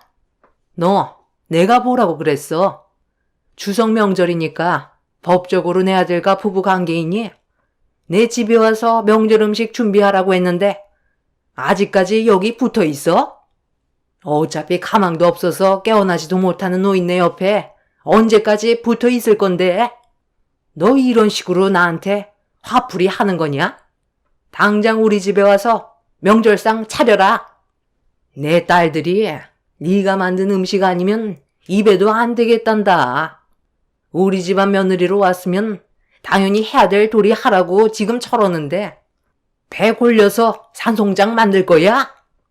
당장 우리 애들 점심상 대령 해라. 2년이? 쉐미 말이 말 같지가 않아? 명절날 머리채 잡혀야 정신 차릴래? 빨리 일어나. 아들, 얘 데리고 차에 태워라. 이거 안 나? 내가 왜 그쪽 집안에 가서 음식을 만들어야 되는데, 이혼은 내가 하고 싶을 때 할 거야. 내가 받은 피해 그쪽들도 똑같이 받아야 되지 않겠어? 당신들은 손이 없어? 명절 음식 먹고 싶으면 직접 해먹어. 여기가 어디라고 와서 행패야? 꼴도 보기 싫으니까 경찰 부르기 전에 당장 나가. 제 말이 끝나는 순간 시모는 얼굴에 손을 올렸고 이미 저도 제정신이 아니었던 상태라 시모의 뺨에 똑같이 손을 올렸어요. 그리고 뒤에서 모든 걸 지켜보고 있던 두 신우가 자기 엄마 얼굴에 손을 올렸다며 제 머리채를 잡으려고 달려들었는데 그 순간 제 등 뒤에서 충격적인 한마디가 들려왔고 모두들 예상치 못한 상황에 경악을 했어요. 엄마가 눈을 뜨셨는지 어느 안전이라고 난리를 치냐며 당장 무릎 꿇고 빌라며 충격 명령을 했습니다. 좀 전까지 깨어나지 못하고 있던 엄마가 갑자기 소리치는 모습에 저 또한 너무 놀랐는데 엄마는 시모를 손가락으로 가리키더니 엄마를 식물인간 만든 사람이 시모라는 말을 꺼내면서 당장 경찰에 신고를 해달라고 저에게 또 한 번 충격을 안겨주었습니다. 저는 너무 놀라 당하게 하던 사이 시모는 급하게 병실 밖으로 도망쳤고 남편과 시댁 식구들 모두 병실을 빠져나갔어요. 어떻게 된 일인지 전혀 알지 못한 상태라 일단 경찰에 신고를 한 뒤에 깨어난 엄마를 안고 오열을 했습니다. 엄마는 기적적으로 몸이 회복이 되고 있었어요. 이미 며칠 전부터 조금씩 정신이 들었는데 말을 하고 싶어도 하지 못해 답답해하던 도중 시댁 식구들이 저를 함부로 대하는 모습을 보고 입을 열 수 있게 되었던 거죠. 그렇게 엄마는 경찰에게 시모가 자신을 어떻게 했는지 전부 다 설명을 했어요. 식당에서 음식 준비를 하던 도중 시모가 갑자기 들어와선 저와 남편의 이혼을 요구했고 점점 안 좋은 감정에서 몸싸움까지 벌어졌는데 시모가 엄마를 강하게 밀쳤을 때 중심을 잡지 못하고 뒤로 넘어지면서 그대로 테이블에 머리를 부딪혀 사고가 난 거였어요. 엄마는 시모가 앞문이 아닌 뒷문으로 도망쳤다면서 그때의 상황을 모두 진술했어요. 경찰들도 확인을 하지 못했던 식자재 창고 앞에도 CCTV가 있다는 걸 듣게 되었고 엄마가 병원에 입원하고 난 이후 식당 문을 닫았던 상황이라 CCTV가 그때의 날짜로 녹화가 잘 되어 있는지 확인을 했는데 다행히 사고가 난 이후 시모가 뒷문으로 도망치는 장면이 CCTV에 그대로 저장이 되어 있었습니다. 그리고 이 문제로 시모가 범행을 저질렀다는 걸 알면서도 숨기려 했던 시댁 식구들 또한 공범이 되었고 그 인간들은 붙잡히지 않으려 숨었지만 오랜 시간 걸리지 않고 결국 전부 붙잡히게 되었네요. 그리고 현재 시모는 살인 미수로 5년의 형을 받았고 시모의 범행을 알면서도 숨긴 시댁 식구들은 징역 1년의 형이 내려진 상태입니다. 저희 엄마가 식물인간으로 1년 동안 병실에서 생활한 걸 생각하면 너무 낮은 형벌인 것 같지만 법이 그런데 어쩌겠어요. 받아들여야겠죠. 그리고 이 문제로 남편과 이혼을 했고 제가 유산한 것과 엄마가 식물인간이 되었던 총 피해에 대한 3억 5천의 위자료까지 받을 수 있었습니다. 엄마는 하루가 다르게 건강을 되찾아가는 중이지만 사고 당시 후유증이 아예 없는 건 아니에요. 의사는 깨어난 것만도 기적이라고 하네요. 인간 같지도 않았던 그 사람들과의 악연을 이렇게 끊어낼 순 있었지만 속이 후련하지는 않습니다. 저희가 받았던 상처가 너무 컸거든요. 이래서 사람을 잘 만나야 한다는 것 같아요. 제 사연을 들어주신 여러분들께서도 사람을 만날 때는 신중하게 결정하시길 바랍니다. 감사합니다. 안녕하세요. 30대 후반 여성이에요. 어렸을 때부터 공부에는 딱히 흥미도 그렇다고 잘하지도 못했어요. 집안도 넉넉한 형편이 아니었기 때문에 차라리 어영부영 성적에 맞춰 대학을 가기보다 고등학교를 졸업하고 바로 취업전선에 뛰어들어 내 앞가림을 헤쳐나가야겠다는 마음이 앞서 있는 나날이었어요. 생각이 확고했기 때문에 졸업 후 바로 전 취업을 하였고 제 첫 직장은 대형 프랜차이즈 카페의 직원이었어요. 나중에 제 가게나 제 사업을 하고 싶은 욕심이 가장 많았기 때문에 카페에서 커피라는 것을 배우면서 성장해 나갔습니다. 적성에도 잘 맞았고 굉장히 재미있는 하루하루였죠. 그리고 6년 동안 한 곳에서 열심히 일한 결과 점장이라는 타이틀도 달게 되었어요. 남들보다 조금 더 일찍 시작한 사회생활로 인해 지금의 남편도 빨리 만나게 되었으나 요즘 시대엔 없을 것 같던 시집살이가 저에게 찾아왔어요. 고졸인 절 시어머니와 손윗동서들은 우습게 여겼거든요. 우리 아들 4년제 대학 보내놨더니 커피숍에서 일하는 여자애랑 결혼할 줄 누가 알았더냐? 이래서 아들 키워봤자 며느리 좋은 일이라고 하나보다. 그래도 좀 얼추 모양새는 맞아야지. 너무 기울잖아. 커피숍에서 커피나 내리는 애라니. 옛날에 다방 레지랑 뭐가 달라? 아들 눈에서 눈물 빼기 싫어 허락했다만 이러면 안 되지 하면서도 쟤 볼 때마다 정이 안 간다. 맞아요. 대학도 안 나오고 사실 서방님한테 너무 실망했어요. 그래도 좋은 대학 나와 대기업 연구원을 할 정도인데 카페 점원이랑 결혼한다는 게 말이 되나요? 내 아들이면 진짜 가만 안 두지. 어머님이 성격이 너무 좋으셔서 그런 거예요. 제 주변 사람들한테도 말하기 창피하다니까요. 고졸동서가 웬 말이에요. 그것도 카페 여종업원. 진짜 수치죠, 수치. 우리 어머님처럼 이해심 많으신 분도 없지. 솔직히 서방님도 곧 있으면 콩깍지가 벗겨질 수도 있을걸요. 그냥 그러려니 하세요, 어머니. 이왕 시킨 결혼 뭐 어쩌겠어요. 속상하시지만 여자가 남자를 잘 꼬시는 것도 능력이라니깐요. 저 얼굴로 서방님 꼬셔서 아주 인생 폈지. 자기 주제의 대기업 연구원 만날 수나 있었겠어요? 여하튼 여우라니깐 백여우. 결혼 후 신혼여행에서 돌아오는 날 주방에서 세 분이 나누시던 얘기를 듣게 되었는데 아직까지 마음의 상처가 돼서 똑똑히 기억이 나죠. 얼마나 손이 떨리고 표정 관리가 안 되던지 금방이라도 누가 건들면 눈물이 터져 나올 것 같은 걸 참았어요. 어머님과 형님들은 제가 대학을 나오지 않았다고 계속 무시하셨고 저를 달갑게 여기지 않으셨죠. 결혼 전 그렇게 썩 마음에 들어하시지 않는다는 건 알았지만 저렇게 세 분이서 제 얘기를 하게 되는 걸 직접 목격하니 현실이 와닿았어요. 하지만 제 일을 잘하고 있고 제 앞가림을 잘 헤쳐나가고 있다고 생각했기 때문에 뒤에서 저런 얘기를 듣는 게 불쾌하면서도 유쾌하진 않았습니다. 대학이란 곳이 제 발목을 잡을 거라고는 상상도 하지 못했어서 더 당황했고 표정 관리가 되지 않았어요. 어머, 동서, 거기 있었어? 우리 얘기 다 들었겠네? 뭐 너무 언짢게 생각하지 마. 사실 있는 그대로 얘기한 거니까.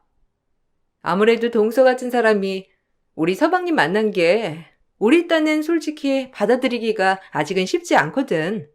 이해하지? 동서도 기우는 건 알 거 아냐. 에이, 뭘 그렇게 요목조목 설명을 해주세요. 형님도 가만 보면 인정이 진짜 많으시다니까. 뭐 솔직히 우리가 동서 얘기해서 기분 나쁠 수 있는데 솔직히 내 주변에 고졸이 없어서 사실 동서 대학도 안 나왔다고 했을 때 굉장히 놀랬거든? 우리랑 살면서 절대 마주하지 않을 사람이 이렇게 가족으로 엮여서 마주한다고 생각하니 불쾌하기도 하고 뭐 고졸이 알 리가 없지만 참 기분이 나쁘네요. 요즘 시대에 자기 앞가림 잘해나가면 되는 거지. 학벌이 뭐라고. 그리고 제가 형님들한테 피해 끼친 적 있나요? 이렇게 결혼하자마자 뒤에서 그러는 형님들은 대학교 나와서 이렇게 사람 무시하라고 배운 건가요? 얘가 어디 형님들이 말하는데 말대답을 하니? 이런 데에서 고졸티가 나는 거다. 어디 대학가정 나온 애가 그럴까? 어머님, 대학이랑 인성이랑 무슨 상관이에요? 어머님마저 그러시니까 저 너무 섭섭해요. 전 어머님 너무 좋아하는데. 됐다. 누가 좋아해 달랬니? 눈물바람 하려거든. 당장 너네 집으로 가. 어디 아침부터 여자가 눈물바람을 해? 얼른 닦아. 부모가 말려봤자 다 지들 좋아서 결혼하는 거지 라고 생각해서 받아들인 거지. 마음속으로 너 정말 받아들인 거 아니야. 차라리 결혼 준비할 때 반대하지 그러셨어요. 그럼 아예 이런 꼴도 안 봐도 될 텐데. 저도 참 억울하네요. 속은 기분이고요. 말하는 본새 봐. 잘난 거 하나 없는 동서가 우리를 가르치려 드네 아주. 이래서 무식하면 용감하다는 말이 딱이구만. 같은 여자로서 전 이 집에서 철저히 천덕꾸러기였고 요즘 시대에 대학을 안 갔다고 해서 이런 취급을 받을 줄 정말 몰랐었고 이런 모습들을 다 본 남편은 제 편이 돼주려고 했지만 그럴 때마다 집안 싸움이 나려고 하니 오히려 제가 말려야 했습니다. 남편이 뭐라고만 하면 시숙들이 나서서 남편을 나무랐고 그런 모습을 보는 게 저로서는 너무 힘들었는데 괜히 나 때문에 분란만 나는 것 같아 남편한테 미안한 마음이 들었거든요. 그만들 좀 하세요. 요즘 세상에 대학이 뭐가 중요하다고 그렇게 대놓고 사람 멸시하고 제가 미나한테 너무 미안하잖아요. 어머, 서방님, 무슨 말씀을 그렇게 하세요? 멸시라뇨? 전 그냥 서방님이 동서에 비해 너무 하이 퀄리티니까 그래서 그런 거죠. 가족이니까 서방님 생각하는 건데 섭섭하게 말씀하시네요. 동서 만나기 전에는 전혀 안 그러던 서방님이었는데 놀랍네요. 이게 어디 형수들한테 소리를 질러? 여자나 잘못 들어와가지고 형제들 사이도 다 망치게 생겼네. 너 한 번만 더 이 집에서 큰 소리 내면 가만 안 있을 줄 알아? 엄마랑 형수들한테 소리 지른 거 당장 사과해. 재수 씨가 얼마나 뭐라고 했으면 내 동생이 이렇게 변한답니까? 네가 이런 식으로 나오면 네 재수 씨만 다 욕먹고 괴로워지는 걸 왜 몰라? 하여튼 한심하긴. 그러니까 저런 여자 데리고 왔겠지. 형이 참아. 저게 내 동생인 게 믿기지가 않는다. 왜 이렇게 변했는지. 형들도 진짜 실망이다. 내가 아는 형들이 맞나 싶어. 내가 무슨 범법자를 데리고 온 것도 아니고 다들 너무한다 정말.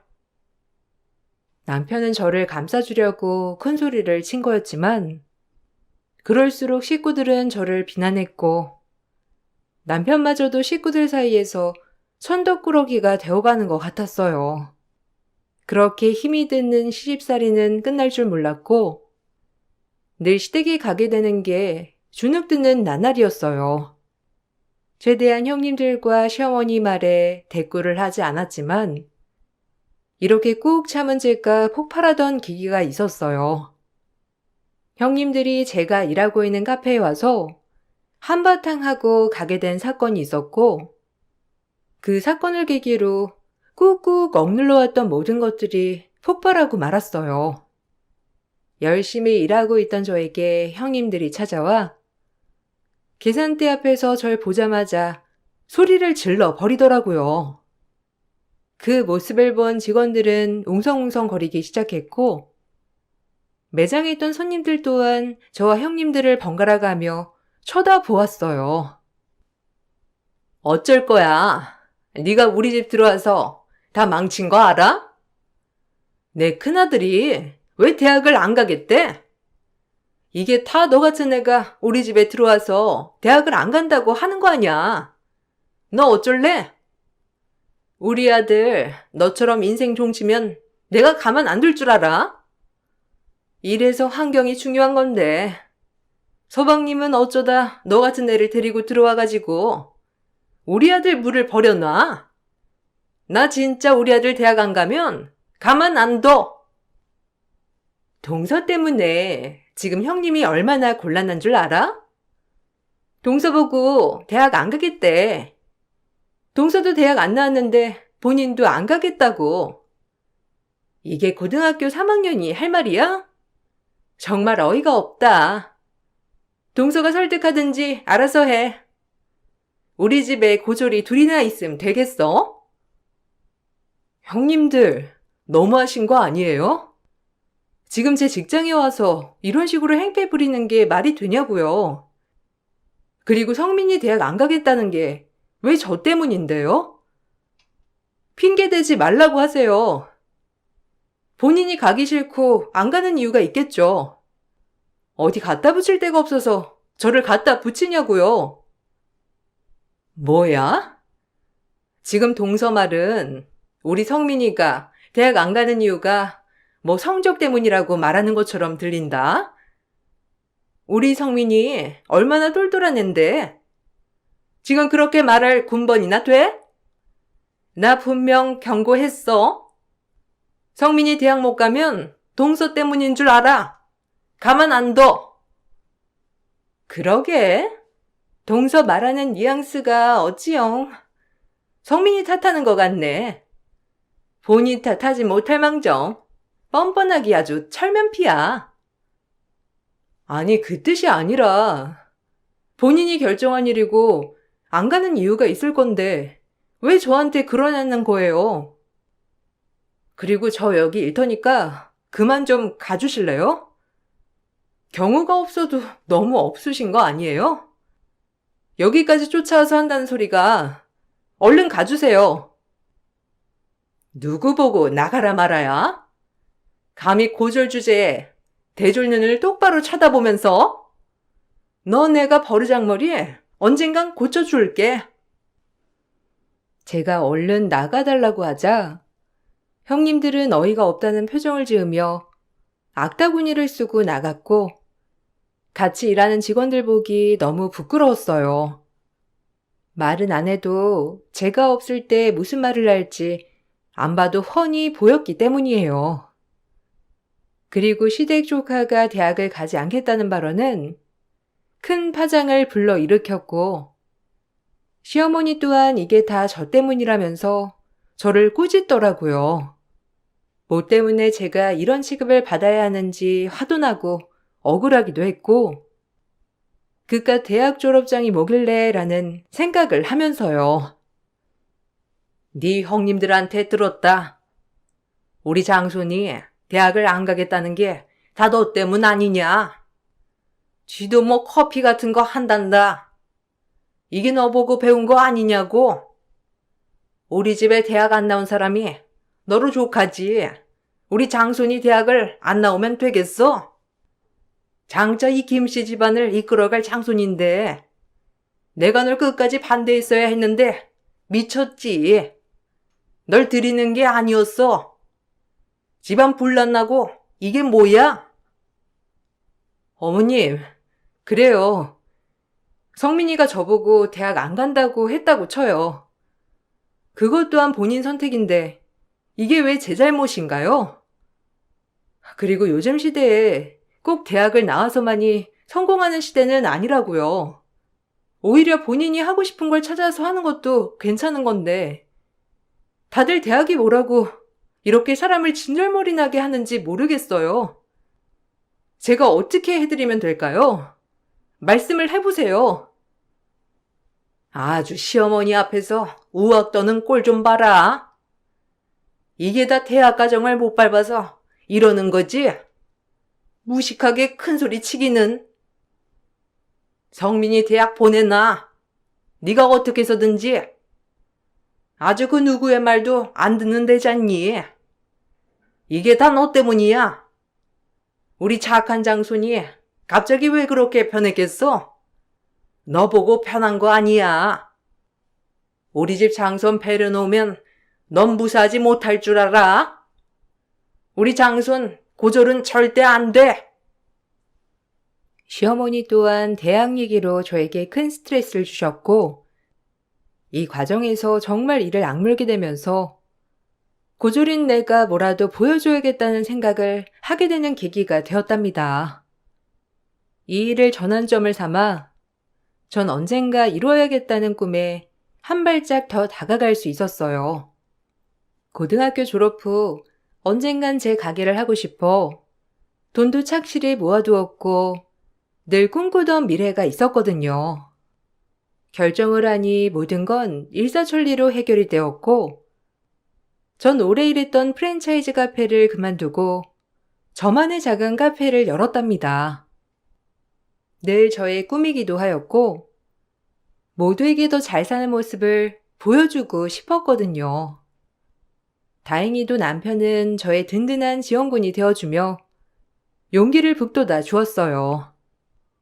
사실 힘든 시댁살이에서도 버틸 수 있었던 건 남편 때문이었는데 정말 단 한 번도 시댁의 편을 든 적이 없고 뭐든지 저를 1순위로 생각해주는 남편 덕분에 그나마 고된 시집살이를 참아내었어요. 미워도 남편의 어머니, 형수들이니까요. 회사 갈 때 자기 카페에서 직원들 거 커피 대량 주문하고 가야겠다. 우리 와이프가 내린 커피가 얼마나 맛있는지 사람들한테 맛보여줘야지. 자기 그동안 너무 고생했고 앞으로 운영하는 데 있어 힘이 들겠지만 힘들면 언제든지 얘기해. 고마워. 여보 덕분에 힘이 난다. 나 진짜 잘해볼 거야. 내 꿈이었던 거니까. 열심히 운영해서 더 크게 성장시킬 거야. 그래서 형님들이랑 어머님한테 꼭 보여드릴 거야. 이제 시작이니까 더 잘해야겠지. 당신이 응원해줘서 더 잘 될 거야. 내가 해줄 수 있는 게 이런 것밖에 더 있겠어? 요즘 세상이 어떤 세상인데 우리 엄마랑 형수들이 하는 말 신경 쓰지 마. 난 너 진짜 멋있다고 생각해. 어린 나이부터 자기 앞가림 딱딱하고 하고 싶은 거 확고하고 그런 사람이 어디 많은 줄 알아? 대단해. 고마워. 남들의 말에 휩쓸릴 법도 한데 내 옆에서 묵묵히 응원해주는 게 쉬운 게 아니잖아. 정말 고마워. 내가 더 잘할게. 전 그렇게 열심히 달렸습니다. 제가 카페를 한다고 해도 형님들과 어머님의 멸시는 끊이지 않았지만 누구보다 열심히 운영했어요. 정상적이지 않는 사람들의 말은 한 귀로 듣고 한 귀로 흘려버리자라는 마음이었고 나만 잘하자라는 마음이었죠. 제가 열심히 함에도 불구하고 시댁 식구들은 제 성공을 응원해주지 않았어요. 혹시라도 제가 남편에게 돈 부탁을 하는 건 아닌지, 제 사업에 남편의 돈이 조금이라도 들어간 게 아닌지라고 의심 또 의심을 하며 사람을 힘들게 했죠. 너 가게 차리는데 우리 아들 돈 갖다 쓴 거 아니지? 혹시라도 그런 거면 너 가만 안 둬. 우리 아들 돈 일절 쓰지 마. 에이, 설마 그랬겠어요? 아니다. 그럴 수도 있나? 카페 종업원이 얼마나 벌었겠어? 혹시 서방님 싼 집 돈 턴 거 아니야? 아니요. 제가 열심히 모아놓은 돈으로 시작했고요. 이 돈 땡전 한 푼 안 들어갔으니 너무 걱정 마세요. 그럴 일도 없고요. 혹시 모르지. 서방님이 조금이라도 해줬을지. 뭐 아니라고 하는데 우리가 그걸 어떻게 믿어? 안 그래요, 어머님? 만약 나중에라도 우리 아들 돈 들어갔다고 걸리기만 해봐. 이 가게다 내가 묵사발 만들 테니까 그리 알아라. 걱정 마세요. 제 힘으로 제가 어디까지 올라가는지 두고 보시라고요. 어머님 귀한 아들 돈 1원 한 장 안 쓸 거니까요. 대신 저 잘 돼도 저한테 1원 한 장 바라지 마세요. 저 잘 되기 바라지도 않는 분들인데 제가 잘해드릴 이유는 없잖아요. 그래, 꼭 동서 말대로 하길 바랄게. 본인 힘으로 어디까지 갈 수 있을지 모르겠지만 고작 해야 카페 여직원 주제에 꿈도 크단 말이야. 꼴랑 카페 하나 차려가지고 동네 장사하는 주제에 무슨 대기업 오너처럼 말하고 있네. 웃긴단 말이야. 일반 회사원이나 카페 여직원이나 남 밑에서 일하는 건 매한가지죠. 참 형님 사상도 특이하고 어처구니가 없네요. 시모와 형님들의 말이 정말 어이도 없었지만 모 눈엔 뭐만 보이는구나. 난 떳떳해라는 마음으로 무시해버렸어요. 그리고 전 다른 카페와의 차별화를 두기 위해 틈만 나면 메뉴 개발에 새벽같이 나가고 밤늦게 퇴근하면서 제 카페에 애정을 쏟았죠. 모든 사람들이 제 노력을 알아줬는지 제 카페는 개업한 지 7개월 만에 가맹 문의가 들어왔고 하나둘 가맹점을 시작으로 여러 개의 프랜차이즈가 생겨났습니다. 제가 차린 카페가 프랜차이즈 카페가 된 것이에요. 이젠 동네에 웬만하면 하나씩 있는 카페로 자리매김하게 되었고 그렇게 제가 열심히 한 만큼 보상을 받게 되었던 거예요. 카페가 커지자 사무실도 필요했고, 곧 브랜드가 된 사무실에 직원도 필요하게 되었죠.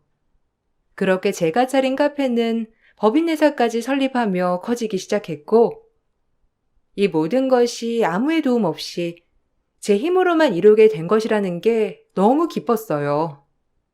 하지만 형님들이 절 무시하는 건 여전했어요. 이 사람, 그래도 카페 프랜차이즈가 너무 잘 돼서 지금 저보다도 더 능력 있다니까요. 요즘엔 회사 출근하느라 바빠요. 그래? 난 대학 문턱도 못 가서 뭐 시시껄렁할 일만 할 줄 알았는데 그래도 머리는 잘 돌아가나 보구나. 엄마는 무슨 말을 그렇게 해요. 그래도 좋으시죠? 내심 엄마도 이 사람 잘 되니까 좋을 거 아니야. 솔직히 대단하지.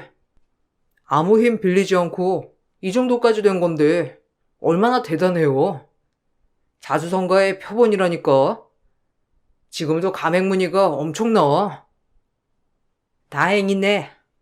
얘가 네 등골 빼면 어쩌나 했더니 그래도 양심은 있는지 지 앞길은 지가 가리는구나. 뭐 다행이지. 근데 그래봤자 동네 카페 장사하는 거지 뭐가 그렇게 대단하다고. 넌 연구원이야. 대졸 연구원. 너한테 비빌 건 아니지. 남편이 시어머니에게 제 칭찬을 입에 마르도록 했지만 시어머니는 저에게 따뜻한 말 한마디조차 해주지 않았어요. 그리고 곧이어 형님들은 시어머니에게 제 사업이 잘 되고 있다고 얘기를 들었는지 제가 일하는 본점 매장에 와서 또 한 번 제 길을 꺾으려고 하셨어요. 아무래도 본인들은 대졸인데 제가 고졸이니 제가 더 위에 있는 꼴은 보지 못하는 형님들이었거든요.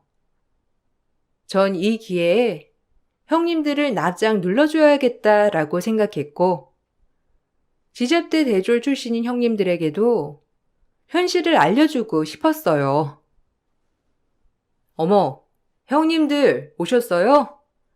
앉아 계시면 제가 맛있는 거 만들어서 가져다 드릴게요. 개업원고까지 그래도 와주셔서 감사해요. 어머님이 동서모 대단히 성공한 것처럼 얘기하셔서 보러 왔는데 뭐 딱히 대단한 성공도 아니네. 겨우 콕딱지만한 가게 뭐 그렇게 대단하다고. 난 무슨 번쩍번쩍 으리으리한 가게 차린 줄 알았지. 근데 꼴랑 요만한 평수 차리고 생색낸 거야? 그러니깐요. 전 무슨 100평대 되는 줄 알았잖아요. 그럼 그렇지. 동서가 그런 걸 꾸릴 리가 없잖아요. 괜히 시겁했네. 저희 가게 못 들어보셨어요? 그래도 요새 체인으로 많이 나가는데. 이게 제 브랜드예요. 다행히 잘 돼서 회사까지 차리게 됐고 법인까지 만들었어요. 형님네들 동네에 하나쯤 있는 카페가 제 가게인데 그걸 모르시다니 아쉽네요. 제가 이 체인점 차린 줄 아셨구나. 이 체인점을 제가 만든 건데. 오해 단단히 하셨네요. 커피나 드세요. 이왕 오셨으니. 법인을 설립했단 말이야? 동서, 그 머리로 무슨 경영을 한다고 법인까지 세워? 나 참, 우리한테 그렇게 보여주고 싶었어? 곧 망할 것 같은데. 너무 무리한 거 아니야? 혹시라도 망했다느니 하면서 도움 청할 생각 하지도 마라. 형님들의 말이 너무 가소롭게 들렸고 대학 문턱도 못 가본 내가 법인에서 차렸다는 말에 빈정대던 대졸 형님들. 그래도 카페에 와서 축하해 줄 줄 알았던 게 제 큰 오산이었죠.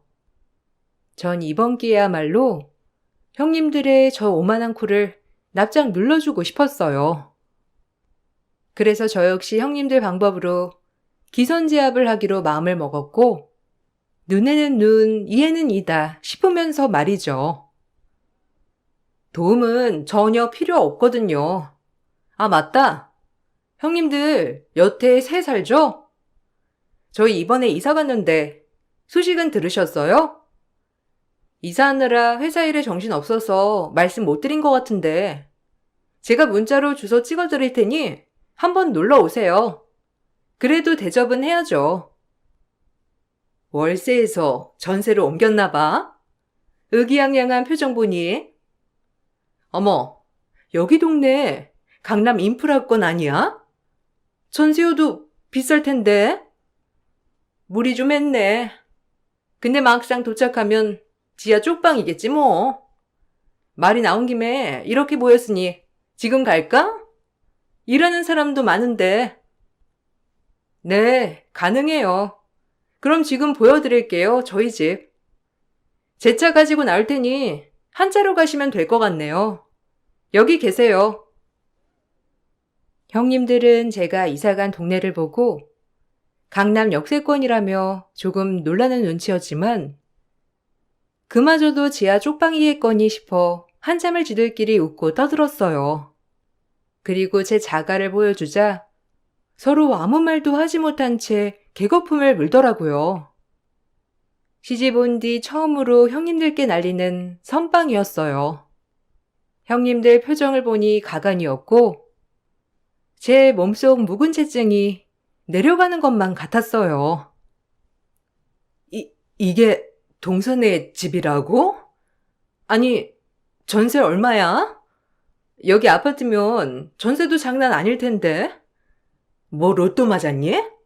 네가 어떻게? 전세라뇨. 로또? 제 노력의 결과죠. 대졸인 형님들 새빵 사시는데 고졸인 제가 이렇게 자가에 살게 되니 무슨 말을 해야 할지 모르겠네요. 대학까지 나온 사람들이 어쩐 한심하게 아직도 새빵에 사는지 할 말을 잃었달까요? 제 머리로 무슨 법인 회사를 운영하냐고요? 형님들처럼 지잡대 나와서 대학 나온 거랍시고 떵떵거리고 살 바엔 대학 안 가고 하고 싶은 거 하면서 사는 게 나아요. 이게 자가라고? 아니, 이 집값이 얼만데? 동서 성공했구나 진짜? 그 눈빛이 예사롭지 않더라니. 내가 이럴 줄 알았어.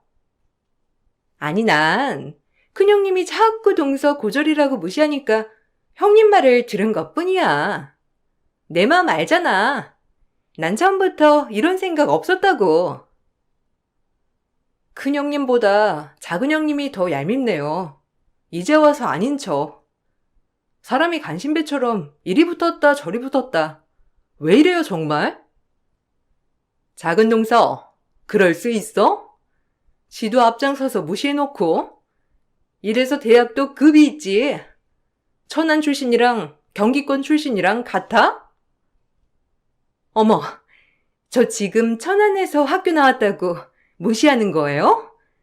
지는 경기도 기퉁이에 있는 이름도 없는 대학 나왔으면서 나대? 제가 이 집도 자가라고 하고 회사까지 운영하게 됐다고 하자 작은 형님은 갑자기 태도가 돌변하셨고 간신배처럼 급격하게 절 다르게 보는 눈빛이었어요. 그 모습을 본 큰형님은 저에게 했던 공격이 작은 형님에게 향하게 되었고 그야말로 본심들이 다 나오게 된 거죠. 둘이 한참을 실랑이를 하다 작은 형님은 저에게 카페 체인점 하나만 내주면 어떻겠냐고 하더라고요. 아, 됐고. 동서, 그럼 우린 가족이니까 체인점 하나만 내주라. 그 정도 할 수 있지. 혼자만 잘 살면 되겠어? 같이 잘 살아야지. 다른 사람 다 체인 내줘도 당신들한텐 못 내주지. 고졸이고 커피숍 직원이라고 그렇게 개무시할 땐 언제고 카페를 내줘? 아니 귀하신 대졸분들께서 카페에서 커피 내리실 수 있겠어요? 그냥 남 밑에서 복사하고 인쇄하면서 사세요. 그게 어울리니까. 뭐야? 말 다 했어? 이게 나름 급이 맞아졌다고 대접해주니까 보이는 게 없지? 너 그 성공 언제까지 갈 것 같아? 영원하진 않더라도 전 현실에 안주하면서 살진 않거든요. 더 발전해 나갈 거니 입 다무시고 이제 집 구경 다 했으면 두 분 다 나가 주실래요? 누추한 분들이 귀한 집에 어울리나요, 어디? 재수 안 붙으니까 얼른 이 집에서 나가주세요, 제발. 전 형님들을 문 밖으로 내쫓았고 왕소금을 뿌려댔어요. 제가 왕소금을 형님들께 뿌려대자 형님들은 소리를 지르며 난리가 났고 이 소식이 시어머니 귀에까지 들어가게 되었죠. 하지만 시어머니 또한 제가 이렇게까지 성공한 것을 몰랐는지 얘기를 듣더니 작은 형님처럼 태도가 급변하셨습니다. 뭐 자수성가를 한 대단한 며느리라나 뭐라나요? 너무 우습고 유치하기 짝이 없었어요. 얘기 들었다. 아니, 집도 이사가고 그 카페인지가 엄청 잘 돼서 아주 크게 성공했다며? 난 또 그런 줄도 모르고 그냥 가게 하나 차려서 손님 좀 많은 줄 알았더니 이제 우리 며느리가 CEO가 된 거냐? 참 대견하다. 대학 문턱도 안 가고 이렇게 자수성가 하다니. 아주 내가 바라던 며느리상이야. 우리 지난 일은 다 잊고 같이 잘 지내보자. 그리고 여기 집도 전세인데 그냥 자가로 네가 돌려줬으면 하는데 어떠니? 내가 이 늙음하게 전셋집 전전할 수 없잖아. 전세 계약도 마무리되는데. 저한테 뭘 바라시는 거예요? 고졸인 제가 어떻게 어머님 집을 해드리겠어요. 그렇게 예뻐하던 며느리들한테 집 하나 해달라고 하세요. 본인들도 새 사는 입장이지만 그래도 어머님 집은 하나 해드릴 수 있지 않을까요? 대졸 출신인데. 요즘 대학 나온 애들이 줄 서고 줄 섰는데 뭐 대단하냐? 너 같은 애가 대단한 거지. 그러니까 네가 마음 좀 써줘. 못 들은 걸로 할게요. 제가 왜 그래야 하는지 모르겠네요. 그렇게 무시를 하시더니. 아, 그리고 오늘 마지막으로 여기 온 거거든요. 앞으로 남편만 보낼 거니까 제 얼굴 보실 생각 마시고요. 대졸 며느리들이랑 지지고 볶고 잘해보세요, 어디. 전 이 말을 마치고 어머님 댁에서 나왔고 지금까지 보고 지내지 않고 있어요. 그리고 제 카페는 체인점 여러 개에서 지금은 몇백 개를 가지고 있고요. 어렸을 적 쏟아부었던 열정을 지금 수확하고 있는 거나 마찬가지입니다. 남편에겐 미안하지만 제가 시댁에 안 가는 이유를 충분히 알고 있기 때문에 다행히 저를 많이 생각해주는 사람이라서 남편 또한 저에게 강요하고 있진 않아요. 큰형님과 작은형님은 저희 집에 온 다음부터 서로 철천지 원수가 돼서 명절에도 모임 때도 서로 못 잡아먹어서 안달이라고 신랑이 전해주었죠. 지잡대 출신인데 서로 경기권, 천왕권 나누면서 얼마나 유치한 싸움을 하고 있는지 모르겠다고 하면서요. 그리고 큰형님의 아들은 결국 대학을 가지 않았고 고졸로 남게 되었습니다. 어머님도 좀 말려보세요. 성민이 대학 안 가겠다고 계속 그러는데 정말 마음이 힘들어서 그래요. 제 말은 듣지도 않고. 아니, 대학 나오면 뭐하냐? 니들처럼 살기밖에 더해. 네 막내 동서 봐라.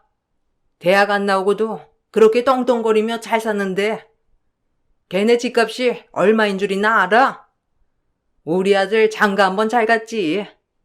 내가 니들 등살에 걔한테 모질게 군 것만 생각하면 미안해 죽겠다. 어머님이 먼저 고졸이라고 무시하신 거잖아요.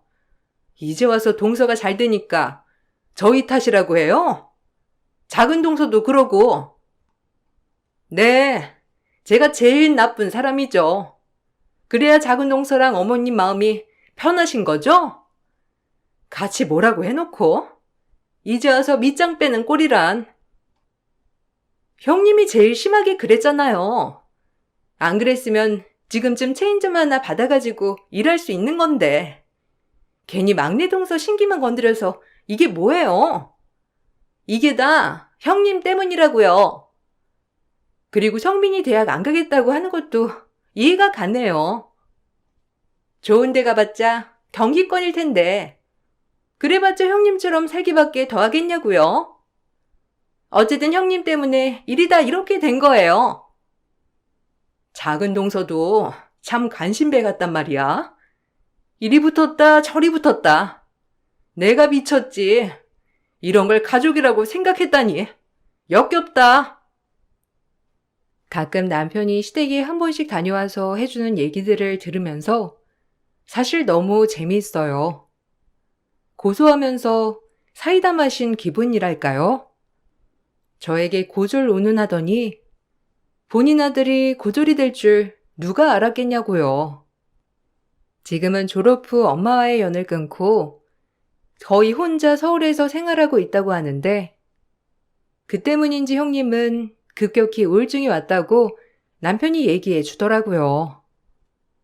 본인 욕심 때문에 아들도 잃었음에도 불구하고 아직까지 대학 집착을 못 버린 거죠. 시어머니는 틈만 나면 저와 연락을 하고 싶어 하시지만 다행스럽게도 남편이 중간에서 저와 연락을 하지 못하게 하고 있습니다.